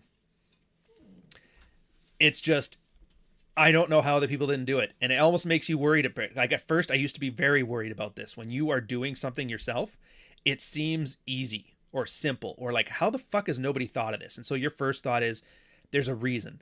Somebody didn't do this because there's some roadblock that's in the way, some problem that's going to happen. Something is there which prevents this from happening. That's why nobody's done it yet. And I'll tell you a Navy story. Here, take drinks. I'm going to tell you a Navy story that'll put this all in perspective. There was a guy, Godju. He was my Killick when I was an OD on the ships. And we were doing fleet maneuvers with like 4 different countries. It's a very classic maneuver. Think of it like a parade, but you're doing it with like naval warships. And we're doing some carrier operation stuff like that. Anyways, Godju was really good at what he does. I'm really good at what I do because I was trained by the best, and he's the best. We knew fleet maneuvers. Our captain was like one of the best captains, and I'd say he's probably one of the best captains in the world. He was eventually, they got him to teach at like Royal Naval Academy in London. I was like, damn, goddamn, good man. Anyways, totally one of the boys. Anyways, so some command, I can't remember what the command was. It was some command to take a turn, a wheel, a corpin, something like that. And you're supposed to you measure your bearings, as we do this, he's going to maintain position on our port quarter. And that lets the officer of the watch know, okay, so I got to make sure that he always stays 45 degrees away from our center line. And then you end up making a nice smooth transition or a turn, in which case our exact position. So he's always going to be bearing northeast from us. So no matter which way we turn, and that's kind of the thing. Anyways, so we gave a command and Gaji does all the stuff and he gives it and he sends the information. The guy's like, that makes no sense. He goes, that's what they told us to do, sir. He goes, yeah, but look at these guys. They're not doing it. They're not doing it. They're not doing it. And he's like, I don't know what to tell you. I don't know what they're doing. I'm telling you what they told us to do, what they told the fleet to do, and everybody's doing it wrong. Captain's getting mad. He's like, get that fucking thing moving. And so everybody's having a panic attack. We got our guy telling us to do one thing, and everybody else is doing something else. And you're only like 500 meters away or 500 yards away from other ships. And they don't have very short turning radiuses. So there's a chance that people will collide. Anyways, the whole thing got sorted out. Whatever. They were like just shit. The captain was so mad at the guy. And he was just giving the stink eye to the captain too. At one point, the XO walks up and is like, bro, you can't give side eye to the fucking captain on the bridge. Are you crazy? Cut that shit out. He goes, I'm telling you, I was fucking right. And then sure enough, had like a little inquisition afterwards. All the stuff got sorted out. Turns out he was right. Everybody else was wrong. And the captain obviously didn't give an apology for yelling at him in front of everybody or anything like that. But then everything was like, he was very big on hype. That was an amazing order. Thank you very much, God. You're the best. And he was just kind of like, fuck. I guess this is what I get instead of an apology. The point of that story is sometimes, yes, everybody else is wrong. Sometimes everybody else is wrong. Sometimes the only reason you're doing it is because just nobody thought of it first. And that's when I decided to start writing Cyberpunk. I always liked it as a genre. And everybody who likes Cyberpunk, I'm finding out, by the way, anybody who does like Cyberpunk has never read Neuromancer. Because I tried reading Neuromancer and I'm like, what the fuck is this? It is a slog of a read. I don't like it. The guy had no idea about tech, even 80s tech when he wrote it. He's talking about it. He's basically wrote like magic. I didn't like any of it. I'm going to try and slog through it again. But, and then there's this one book too. It's like top 10,000 on Amazon right now. It's called No Dogs in Philly. It was a sci-fi or cyberpunk horror one. And I was like, oh, wow, that's great. And I read through this and I was like, what the hell is this? And I wasn't impressed with that either. And I'm like, maybe there's something wrong with me. Maybe I just don't like Cyberpunk. I'm like, no, that's not true. I grew up loving Shadowrun. I thought Shadowrun was the coolest thing. The high tech, the low life. Yeah, they had orcs and elves and shit and pistols, but the idea of it, and Blade Runner. I used to watch Blade Runner all the time. Loved the idea of that high tech, low life. They did it as like a film noir, hard boiled cop thriller thing. And that's when you kind of realize it's more of a setting, not so much a thing. Like there's certain concepts you want to add to a thing. And then Hell, a cyberpunk thriller. Somebody made like a detective point and click interface game. All-star cast like Grace Jones, Stephanie Seymour, Dennis Hopper, Jeffrey Holder, all doing like voice acting for this CD game. But it was the idea of cyberpunk, but hell and earth were mixed together. And there's like so many great cyberpunk inspirations out there. The Matrix, for fuck's sakes, is cyberpunk. Ghost in the Shell is cyberpunk. How is it that I can just love a genre, but absolutely hate the starting Bible of it, Neuromancer? Everybody says if you're cyberpunk, you're influenced by Neuromancer. He started the whole thing. Okay, fine. Why don't I like it though? And then I look at the most popular thing today, right now, and I'm like, why don't I like this either? I don't understand it. Is there something wrong with me? But no, sometimes it is. The fleet is wrong. Sometimes the fleet is wrong. Yeah, Lawnmower Man. I'd rather watch Lawnmower Man than try to read Neuromancer again. Fair enough. To be fair, though, with Lawnmower Man, that shitty early 90s CGI, it kind of makes it works in the Lawnmower Man. Like the style of it. It's at the point where it doesn't look like cheesily implemented. It just looks like that's just how the cyberpunk aesthetic looks. 240p. Yeah, and then I thought about it. So, like, what is it about cyberpunk that I like, and what is it I don't like? Turns out all of the thematic tools that go into cyberpunk is awesome. One of the most important ones is high-tech, low-life. You need to have cool, high-tech, futuristic technology, and you need to do it in such a way that degrades the human experience. Would I be the red pill Stephen King? I hope not. I would rather be the red pill's Michael Crichton. I think that would be a little more noble. The red pill Stephen King would be maybe the red pill's Bachman. The Bachman. Anyways, high tech low life. Yeah, high tech low life is awesome. And I thought about like what would be like, what do we have now? Remember what I was saying about Dune? Take like girls manipulating you and then just amplify it, and then you have like the weirding ways with the fucking witches. It's like, well, what do we have now? We have feminist and cancel culture. Why don't we just amplify that? Femlaw. You have femlaw. They look for misogyny infractions. Wives have to vouch for you and spend social credits. Otherwise, you end up getting thrown in misogyny jail, and there's nothing worse than that. I'm like, oh, that sounds cool. All right, that's like a high, and then make that high tech and make that low life and amplify it. So what's a high tech thing? Well, right now, what are they doing? They're drugging people up. They're pruning kids out. They're doing hormone blockers. They're giving kids Ritalin. Why don't we just amplify that? Make it so like children are all given hormone blockers, and you have to pick your gender at 6 years old because that's freedom for you. And then I'm like, oh, and then you kind of follow down that rabbit hole. Well, if a freedom is the freedom to be dehumanized with technology and then choose to stop or change it to some other forced thing, because when you think about it, if you were to hormone block a child until they turn 6, you've stunted them for life, and you're telling them it's freedom. I just love that juxtaposition, right? And then the best part is like, well, how would somebody act like that to somebody who's been like a natural born person who just went through what they went through? And so you start making little like stylistic choices. Well, the guys will end up having a smaller bone density. I'm like, yeah, that makes sense. You raised as a guy, testosterone builds up your skeleton, that sort of thing, muscles. And I'm like, you know what'd be great? You make like a slur, calling people soft bones. That's like the N-bomb of this world. I'm like, yeah, that'd be cool too. And then what does it do? If you're on hormone blockers until you turn 6, 7 years old, and then you're allowed to progress as a man or a woman, what would happen? Well, if you're a guy and you want to be a guy, which most people would, most of the time when they do like hormone blockers to kids, the kids just want to be the gender they were. So as a guy, you'd have smaller bones, frailer body. You'd be more feminine, right?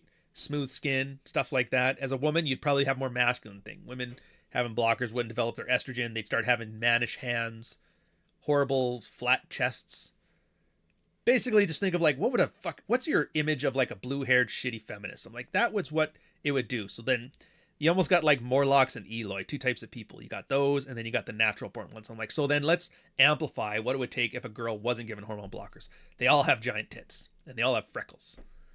I don't know why freckles. I'm just like, freckles. Just something easily notifiable. It's like, because, it's like a racial thing, but like, play with it. Let people look into it if they want. So high-tech, low-life. And there's like hundreds of different examples in there of things. And I'm like, another example of high-tech, low-life is AdSense. Google's AdSense. I'm like, dude, everybody hates Google ads. This podcast, if you don't have YouTube Premium, you've probably watched 5 ads for some dumb bullshit. Some dumb bullshit. So I'm like, I'm mad. Like, take that. Amplify that. High-tech, low-life. Dude, your phone proximity can unlock your door, can get into your elevator, can turn and handle all of the appliances in your house. They can call you apps. They can do anything. But they always have ads in the way. So if you want to take a shit, you have to get an ad first for Ritalin or Xanax.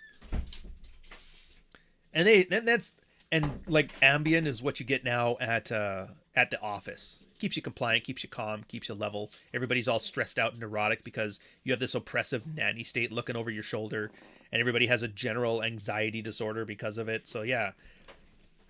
So like all the high-tech, low-life stuff, there's so many places you can take it. And I'm like, how has nobody thought of this yet? It seems painfully obvious. And it is. It's just everybody wants to make a pastiche. They want to make Temu Cyberpunk. They want to take what they remember of Neuromancer from an AI thing, and there's like, I'm just going to make a photocopy of that. But then not even the photocopy of Neuromancer, a photocopy of the thing that I remember was inspired by Neuromancer. And that's when you get really shitty pastiche stuff. That's when you get like Disney Star Wars.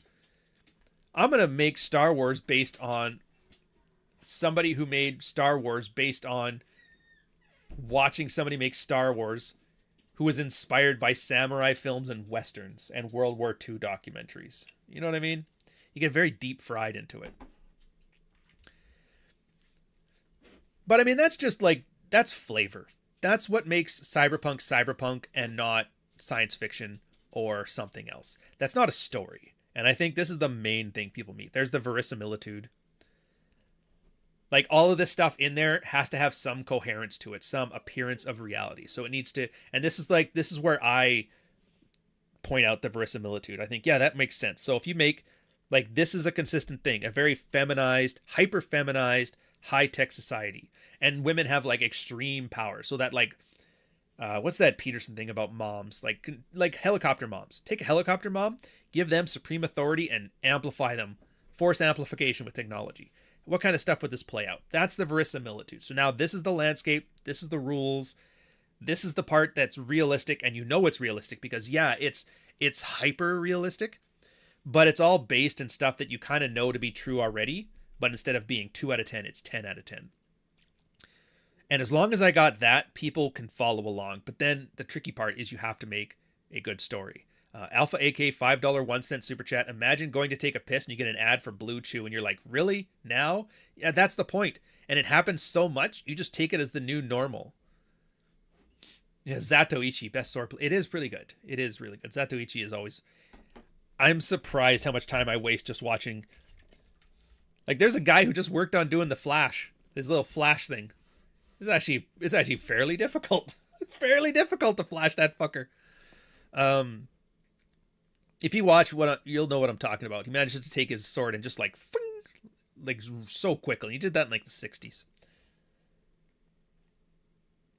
Yeah, stories. And I agree. I kind of agree with, I think it's Vonnegut, where he said there's only really 6 kind of stories. And he used a little chart where he talked about good events and bad events for the protagonist. And then over time. And some of his examples were, there's Cinderella. So you start low, you go high, drop to 0, come back to happiness. There's boring, like we call it Russian existentialism, where they're like slowly shitty and they just stay shitty the whole time. There's the rising and falling actions, like the starting at nothing, coming up to things. There's starting high, dropping down, coming into a new normal. There was basically 6 different thematic lines, and it kind of made sense. I get it. So you kind of have to think about that too. So you have all of these ideas, all of these concepts. They generally code to what we would consider cyberpunk, but not in a way that's photocopied from somebody else. Like, I'm not just going to do what Gibson did. I'm not going to say the sky always looks like static on a TV, because who the fuck knows what static on TV looks like now? Are you 50? Oh my God, this is like a broken out cable channel. That's such a grandfather term. And then I was like, oh, hey, why not? Every time we mention some old school cyberpunk thing, just like a shout out, a callback, a nostalgia, an homage, whatever. Oh, you sound like my grandfather. That was pretty funny. But then you have to think of a story. And so I'm like, what kind of story do I want to do? And then I ended up going with Cinderella. You're like, what? Cinderella. Starts low, goes high, drops off, comes back. Fairy godmother, all that stuff. The hero's journey is essentially Cinderella. If you really look at it, it's essentially Cinderella. And I always like these restraints, because I've talked about this constantly. When you're doing anything creative, if you're not given any restraints, if there's no guardrails, your shit's a mess and it takes forever. You need to give yourself restriction, because restriction is where you breed creativity, because then you have a problem. How do I get from here to here with these constraints in place? Well, then you have a limited amount of options, and then you get to pick an option. Or you get to change, like, oh, this would work really well, but I can't because of this. We're like, why don't I just get rid of that? All right, sounds good. And I know there's going to be... And so when you do this, and this is for anything creative, if you guys are like, you want to do a movie, if you guys want to write a book, if you guys just want to do YouTube videos, this applies to anything. Anytime when you have to talk to somebody else and set a narrative, it's one of those skills. When you want to talk to your wife about why you think moving to the States and expatriating is the best play, why you think this, why you think that, it's all important stuff. The ability to tell a story is your ability to convince people to your way of life. It's your ability to build frame. And a good story does that. Just look, if you don't believe me, you know that meme right now, how like liberals always get they always understand crime from watching Aladdin, and they think every criminal is just like a down on his luck charming guy. And then there's the meme where it's like the Good Will Hunting scene. It's the one where Robin Williams is like, it's not your fault, it's not your fault. He's like that, but it says criminals aren't Aladdin until the guy starts crying. Yeah. So you already see examples of it. And it's the same thing here. Trump will say some shit and a bunch of people will latch onto that story and that narrative because he's a very good storyteller. He is a showman. He is a storyteller. He will convince you the moon is made out of cheese. And you're like, yeah, fuck that communist cheese. Let's fucking go. The liberals do the same thing. Oh my God, Jon Stewart is goddamn amazing. So we are very susceptible to good storytelling. But the problem is we're so bad at good storytelling now that the best storytellers are propagandists and the shittiest readers love watching propaganda. And of course we're going to get turned off from storytelling as an art because all you're seeing now is propaganda, but that's the equivalent of the Star Wars deep fried slop we see now. That's it. That's it. In Canada, our propaganda is such bullshit, man. We, at the same time, we have a guy who's like, I'm going to shut down the government news channel because it's biased against conservatives. And they're like, yeah, look at this guy. He's a misogynist. He's horrible. He's evil. The polls came out. He's losing by 20 points. The liberal guy, he's like, yeah, I'm going to refund and codify into law that we must give money to these propaganda people. And they're like, this guy is great. He's amazing. He's an evil financier, central banker. They managed to convince the same leftists that are pro-Palestine and anti-evil lizard government overlords that this central banker is their savior. And I was like, God damn, that's brilliant storytelling. I wish I was that good. And of course, you go into like and they're doing the same thing that Trump did right now, where the conservatives are like, you guys are going to lose by 20 points. But then you go to his rally and 10,000 people in fucking buttfuck Newfoundland show up. You know how hard it is to get 10,000 Newfies anywhere? There's only like 12,000 Newfies, period. To get 10,000 of them in a building is goddamn amazing. But the polls are wrong. Anyways, the point of this is, it's like, yeah, storytelling is important. It's not that they're sick and tired of marketing. Marketing is a constantly evolving practice where, remember, 6-year-old soccer, somebody figures out some great new marketing technique. They kick that ball, it lands in a new zone. Oh my God. Easy example, influencers. Everybody hated and distrusted mainstream commercials. I don't want to hear about Michael Jordan pitching Nikes. I don't want to hear about Shaq's thing here. I like Jenna Marbles talking about this stuff because it's sincere, it's genuine, she knows what she's doing, she's just like me, she's not trying to sell me shit like some celebrity. And so influencers was the thing, and then everybody swarmed it. And they're like, I'm paying influencers to get all kinds of shit. And now nobody trusts influencers. The way influencers look today are the same way that like celebrities and sports figures looked 10, 15 years ago when they were talking about ads. And now we're trying to kick the ball again somewhere else. Where's the ball now? Guerrilla marketing. Everybody gets mad at something, but when you look at it, you're like, holy fuck. And then you worry about source amnesia, right? That's why a lot of virality is based on really shitty heel work. Oh, I want to say the dumbest shit I can possibly say, get everybody so riled up and so mad that they yell at me for weeks. That's the goal. And then what happens? Everybody's yelling at him. Everybody calls him an idiot. And yeah, there's some institutional memory on that. But for the most part, people have moved on in 15 minutes to the next thing to get angry about. And what are you left with? What the fuck were we beefing about? I don't know, but I know the name Mike Cernovich now somehow. That's the new soccer ball being kicked there. So it's not that you hate marketing. It's just that marketing is too slow to catch up right now, and people don't want to. It's still there. Dark Knight Dev, $5 1 cent super chat. There are no more great teen movies. Oh yeah, 10 Things I Hate About You, American Pie, The New Guy Next Door, The Girl Next Door. We used to be a proper country. Dude, those. I know it didn't start there, but I always like saying that National Lampoon was the start of it. You know, with John Belushi in the college one.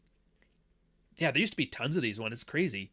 Meatballs, National Lampoon, Meatballs, Ernest Goes to Camp, Police Academy, Ski School, Ski Patrol, Summer School. And then they kind of went with the gross out stuff. You got your American Pie, 10 Things I Hate About You, The New Guy, The Girl Next Door. There was tons of things like there. And they were all generally like sentimental coming of age films with enough grossness on it to attract a younger audience.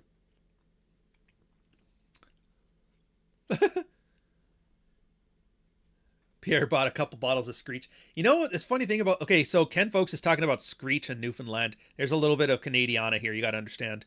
There is your initiation to becoming a Newfie. You have to kiss the cod and you have to drink Screech. It's a really shitty... I think it's a rum. Really bad quality stuff too, but that's the idea, is the pain of it. Kissing the cod and doing that makes you an honorary Newfie. Funny thing about this, knowing as many Newfies as I do, they don't actually drink Screech. They just do that to fuck with the outsiders. Which I find hilarious, but it's endearing too. Yeah, you put up with our fucking trolling, then yeah, you're in. You're in.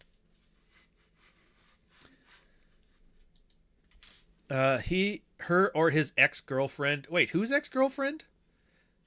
Oh, Polyev, that's right. His ex-girlfriend was one of those campaign people. She's working on Carney's. It's such an inbred thing, man. Like, there was 3 people running for the Liberal leadership, and all like one of them is the godfather to the other one's kids, and the other one was like, and you're just like, what the fuck? Shit like that.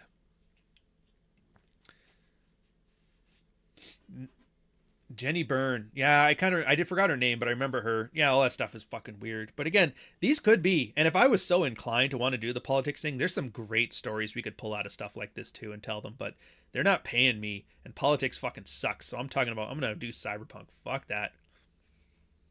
You know, Carney's Freeland's godfather. Everybody knows that. Well, I mean, I guess everybody doesn't, or maybe doesn't care. But yeah, so then, but you see what you mean? You kind of put all this stuff together. And I'm not saying like you have to have a giant spreadsheet and a cork board and you're thinking about what concepts do I want to take that are from real life and how do I amplify them? And then what kind of setting do I want? Which one of the 6 types do I want to do? And you draw the line. It's mostly just stuff you kind of mull about in your head. You just let it jingle and jangle in there. You don't want to autistic it because that takes way too much effort. And for the most part, it's just going to, at some point, will click. And as you do more stories, and it's not just writing stories or filming stories, sometimes it's just talking to your buddies at the bar and telling stories.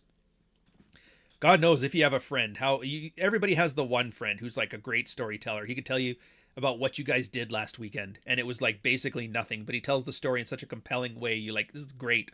I wish I was there for this. He's like, yeah, that was you. You're like, that was not what happened. He goes, it was. And you're like, it was, but it wasn't that fun. Yeah. I like to think I'm good at it, but I mean, what does good even mean? I'm a best-selling author. Best compared to what? Best, sir. Buy my merch. Oops, gotta keep that on frame. This isn't in frame. I'm not selling books. If you haven't got it yet, though, I don't know what to tell you. It is really good. It really is good. It's a really good story. It's something you would have never expected you would like.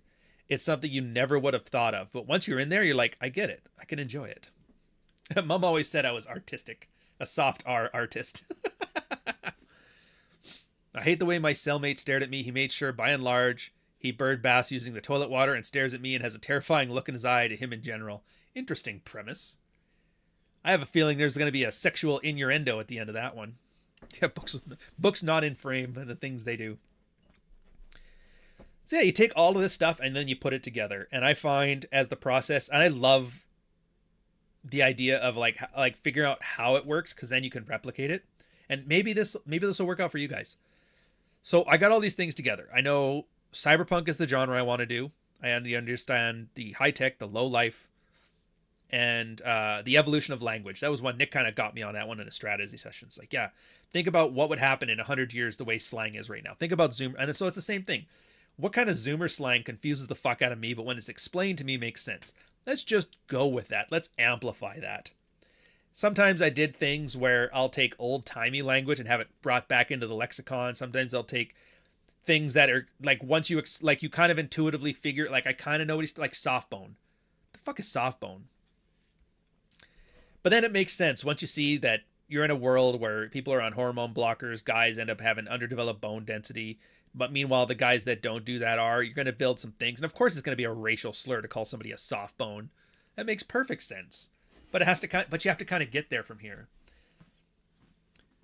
So you get all these little, like hundreds of little ones, and you don't have to write them all down. You can if you want to. I don't.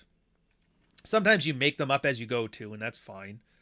Like, oh, in this story, it'd be great in this situation, something like this. And then you think, like, what could I use to fit into that? And then, but I have to introduce it somewhere earlier. And so you add something earlier on. And then you think about your 6 different story types. All right, I'll do Cinderella. Starts low, goes high, drops off a cliff, comes back up, fucking wins in the end. Sounds good. And you put all this stuff together and you end up writing a piece of shit that you can't stand. It's exposition. It's all like, what's he thinking?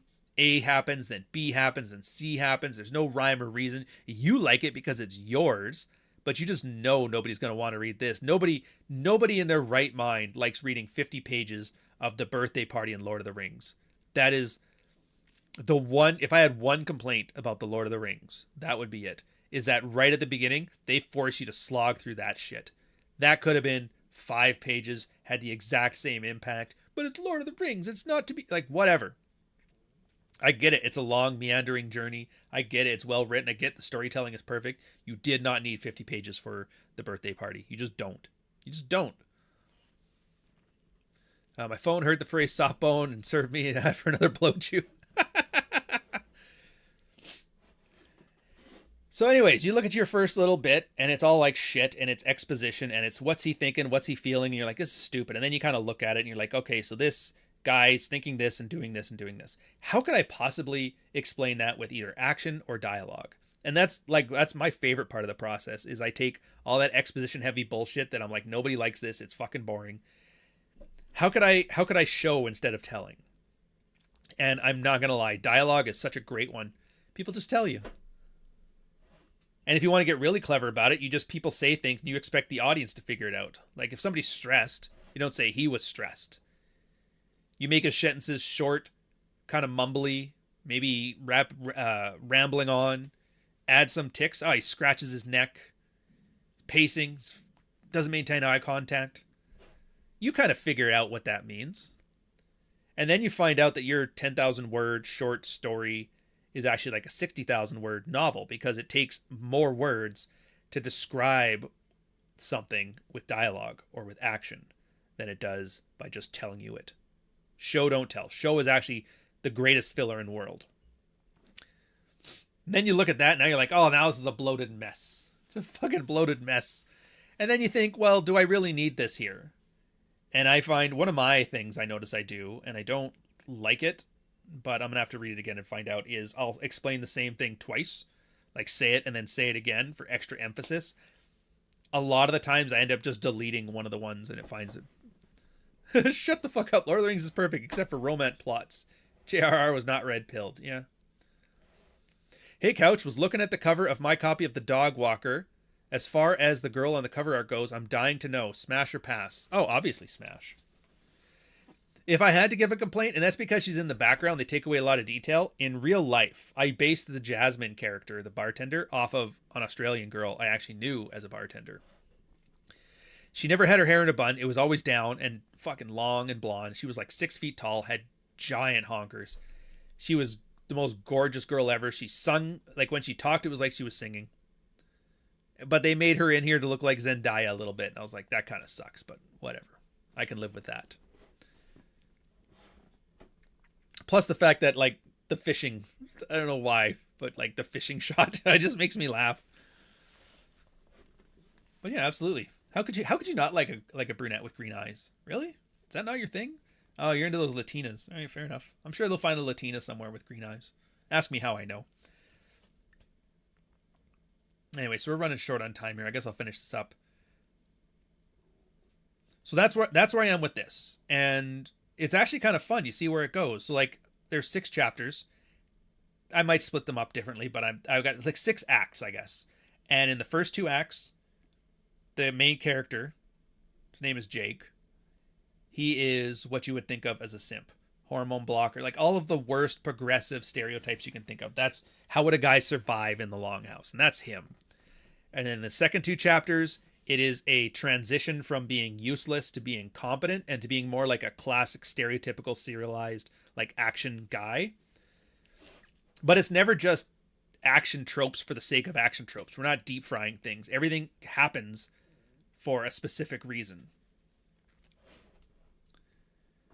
And so sometimes you're going to see some things like, oh, they're doing that trope again. They're giving him an eye patch. Well, there's a reason he has the eye patch. And then when it comes in there, you like realize, oh my God, this is just like some stupid trope. It's like lightsabers, but somebody developed them from the ground up. You're like, oh, he has a sword, but it's made out of light and lasers. That's pretty cool. Wait, isn't that the lightsaber? Oh yeah, fuck. But it gives you like a reason it's there, that verisimilitude. And then the last 2 chapters is where he is completely transformed from the simpish, long-housed, soft-boned guy to where he's almost taken the place of... There's actually a very classical serialized action guy in the beginning of the book who ends up going through his own arc, but then he kind of ends up replacing him as the Indiana Jones character at the end. And it's kind of interesting to watch him go from zero to hero.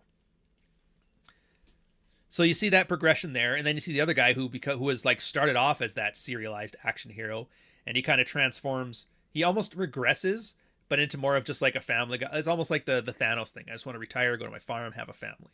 Great. The femme fatale ends up being like a single mom. And then there's like a nod to Japan. They love using Japan in Cyberpunk, so I'm like, I'm gonna make Japan a genocide. Like they genocided Japan in the Chinese Japan wars in like the 40s or something like that. And then how do I fit that into there? Just like acknowledging the tropes but then not using them. And there ends up being an underlying theme in this one too, where it's just like family creation. So you have divorced man, single mom, a player who wants a harem, and a widow. And that's kind of the relationship status of all the main characters. Then as they go through, how do these things play out? How would they act when there is some kind of like magic MacGuffin type thing, which you'll see how that plays off. Who would win in this contest and why? And there's all kinds of little things like that. And I find the more I can add these simple questions, not simple questions, but just questions. How would this happen? How would these kind of things interact? How would a society live with this? How would these 4 different types of family creation play out in a cyber dystopian hellscape? And you're like, all right, what kind of geopolitics would happen if you ended up in a war with like mega corporations? And I have like Amazon basically genocided in a hostile takeover of Google because Google hired Indian CEO, which ended up reducing their market share. Amazon sent some Indian spies in there to kill the company. Then they murdered everybody. Samsung has ended up in like Russia where they're fighting China because Korea and China have always had kind of beef, same as Korea and Japan. China wiped out Japan. China's at war with Korea. Korea is basically Samsung. Amazon is the American version of coming into that, but that one's highly feminized. And there's like all kinds of neat stuff to throw in there, which I think would be great at keeping interest. But then underlying all of that, you just have to keep a really good story of a guy just learning to get out of the longhouse, you know? I want to be free. I don't want to be constantly controlled by helicopter moms. And then you just layer, and the more you layer the stuff on together, the more it has a complexity, but a simplicity to it too, where you can just enjoy things. And that's one of the things that I didn't know I would enjoy with the Dog Walker, and I am enjoying, is that, like, the death of the artist. I know what I was trying to say. I know the metaphors and the symbolism and I wanted to use. And then you guys are either something that was like a very, very minor point I put in here. You guys have blown it up to be like the biggest thing ever, which I'm like, that's cool. Or something that I never even considered and you kind of brought in, but it makes perfect sense within the text. I love seeing shit like that. Heck, even my short stories, like The Man and His Dog, what some people are pulling from that, I'm like, I had no idea that was in there. I love it, and I'm actually really enjoying this, and I'm glad you guys are enjoying it too. If you haven't gone onto my Substack, get on there. At the very least, it doesn't matter, even if you're just here for sexual strategy and red pill stuff. Every Tuesday, I have case studies coming out. It's a very long, in-depth pieces on implementing sexual strategy based on praxeology, frame, rational male, all that stuff. And then on top of it, whenever I got the new book stuff coming out, you can follow along with that, see better storytelling.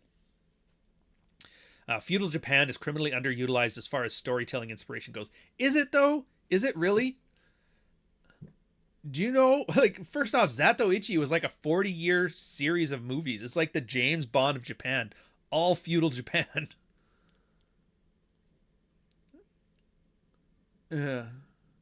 Oh, that's good to know. So Rule Zero's on nukes. We're going to end this one off. Let me see if we can give you a insta go in there. I suppose I should put a call to action at the end of this too. Where is Nuke? There she is. All right, so we'll automatically go there after this. It'll be fun. Yeah, so follow on, grab it. Again, it's kind of the same theme that I'm doing with Dog Walker, just in a completely different format. What can I say? I'm ambitious that way. Whereas the Dog Walker was about a guy learning to fix his Promise Keeper tendencies and learning game and learning about the true nature of women, basically red pilling himself. The Softbone is going to be more of like the death of marriage, a satirical look at the longhouse, the feminization of civilization, and how a guy gets out of that. I honestly wish more guys would make great stories with red pill concepts. They're just fucking, it's so, I don't even want to call it easy, but it's just there for the taking. And if this encourages somebody else to finally finish their great American novel and make it better than mine, fuck, I'm all for it, man. And worst case scenario, every 6 months to a year, I will come out with a new story for you guys to read. I keep them short, I keep them snappy, 60 to 80,000 words. It's a good 6 to 8 hours of casual time for you when you're tired of watching TikTok slop or YouTube slop, or I don't want to watch Fresh and Fit again or any of that shit. It's like, I'm going to sit down and read a book, and you can leave it on your coffee table and your girl can come over and go, what is that? And it's not like 48 Laws of Power or Why Women Deserve Left, where you have to hide that, where a girl's like, a red flags if a guy has this one, where they look at that like, what the fuck is this? And they're literally reading Rational Male, but because it's a cool story with pretty faces on it, they're like, dude, this is the best book ever. I didn't know you were so smart. Didn't that stat just come out, by the way? The most attractive qualities for men that women judged, and like reading was up there too. Dude, I'll get you laid. I'll get you laid. I'll get your girl to enjoy the book. Oh, fuck. You're going to love it. You're going to love it. Anyways, let's roll this thing down. Let's make fun of one more guy. Oh, fuck. How are we going to get through a red morning without this fucking idiot? I love the way girls smell. I love how they always make sure, by and large, they shower, and they just have an amazing smell to them in general. I still can't believe that guy went to jail. Out of all the people in the manosphere that I thought were going to jail, Pat Stedman was like the lowest on the list.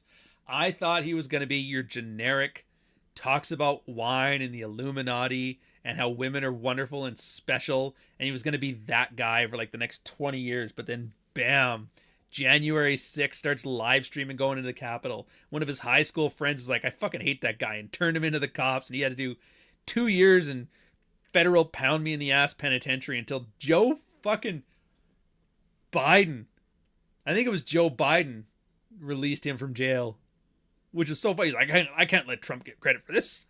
Let him out. His wife had to take care of the 2 kids. And the funniest thing, oh my God, this is like a not anything to do with anything story, but I love ending on it because it's so fucking funny. So obviously he had like 2 kids he had 1 kid and his wife was pregnant with the second, goes to jail, doesn't see his kid for like 2 years other than visits or whatever. Kudos to the wife though. Fucking ride or die, bitch. I'll be here when you get out. That's actually like on him. That's awesome. Sucks though. It's the one thing he had no control over, is how loyal his wife was. So that video that was floating around about the chick that was, there's the Horowitz chick. She's like a ex-porn star, and she's trying to do like chore play, TradCon, Con Inc. stuff. And she sent this video out about a girl talking about how she almost divorced her husband, who was perfect, earned 6 figures, was a power lineman, because he never brought out the baby bottles from the dishwasher, and it made her life hard. And then everybody's like, wait a minute, this chick, ex-porn star, her career now is making TikToks as an influencer. Her husband is a lineman who works 80 hours a week, earns enough money to pay for a nanny, private school, all that shit. And then she's bitching because he didn't unload the dishwasher at 4 a.m. when he went out to line handling. Like, fuck this bitch. But it was so funny then, because I think Stedman chimes in on this. Like, a man should be there for his woman and do these things, just step up and basically like sacrifice more. And I'm like, dude, didn't you spend 2 years completely absent from your kids' lives? And you're sitting here telling guys like, dude, you should have unloaded the dishwasher before that emergency line handling call during the floods. What kind of father are you? I was just like, as far as stories go, like, it's not high tech, but it's low life. There needs to be a genre. There needs to be a genre. I don't know what it's called. I don't know how quite to articulate it properly. But in the same way that Cyberpunk is high tech, low life, I need some kind of like hypocritical, talks a big game, does the exact opposite genre. So instead of calling it like cyberpunk, maybe like Tradpunk, or like, is punk the real? Yeah, Trad's the new punk. So yeah, Tradpunk. You know, like I'm the leader of classical masculinity, and then you're like, hey, what's this article about you passing your wife around on Tinder? Talk about the cuck article. Real men need to step up and do the extra dishes. Bitch, you were in jail. Women love a man who does chores, and it's like, oh, here's your 15 porn videos. How many dishes did this guy wash before plowing you in the butt? You know, just like, and then like build up a bunch of tropes in that. If one of you guys are good, I want you to make the Tradpunk Neuromancer. I don't know what it's going to be called. I don't know what the story is. I will advertise for you more than I advertise for myself. I will make it happen. Write that book. Make that genre. Make that short film. I will be your marketing puppet for at least a year to get that fucker off the ground, because then I'm going to milk that genre, which is so goddamn good. Anyways, that's it. I got nothing. Kudos to Not So Erudite, to George Bruno, to Pat Stedman, Andrew Tate, to Tekken 8, to all of these people that made us what we are today, giving us things to laugh about, to Matt Walsh, by the way. I hope you land on your feet, buddy. I heard Daily Wire's gone bankrupt. All of a sudden, you're like, I never liked Israel anyway. Like, all right, good for you, man. I hope you find a new spot. Maybe Candace Owens has a spot on her new podcast, the Yelling at the Jews Weekly. Maybe you can get on there. Maybe Dylan Mulvaney and you can do like an odd couple thing. Like bosom buddies. You can be the Tom Hanks character, and he can be the Balky guy. I don't know what the fuck his name was. You know, the one from Beverly Hills Cop. Maybe that's in. That'll be pretty cool. Netflix will sign up that shit. And maybe the show will be called something like What is a Woman? You know? And it's like the two of you just sitting there, and every time you go on a date, you end up with a troon. You're like, God damn it, again. And then insert the sitcom sound. I'd love it. I'll see you guys next week.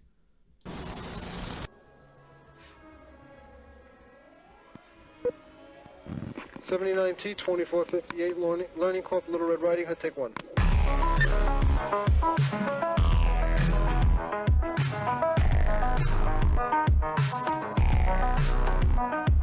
40 years of my life is in the wire that's gone. Does that make sense? Where they say there are Indian people pooping on our beach.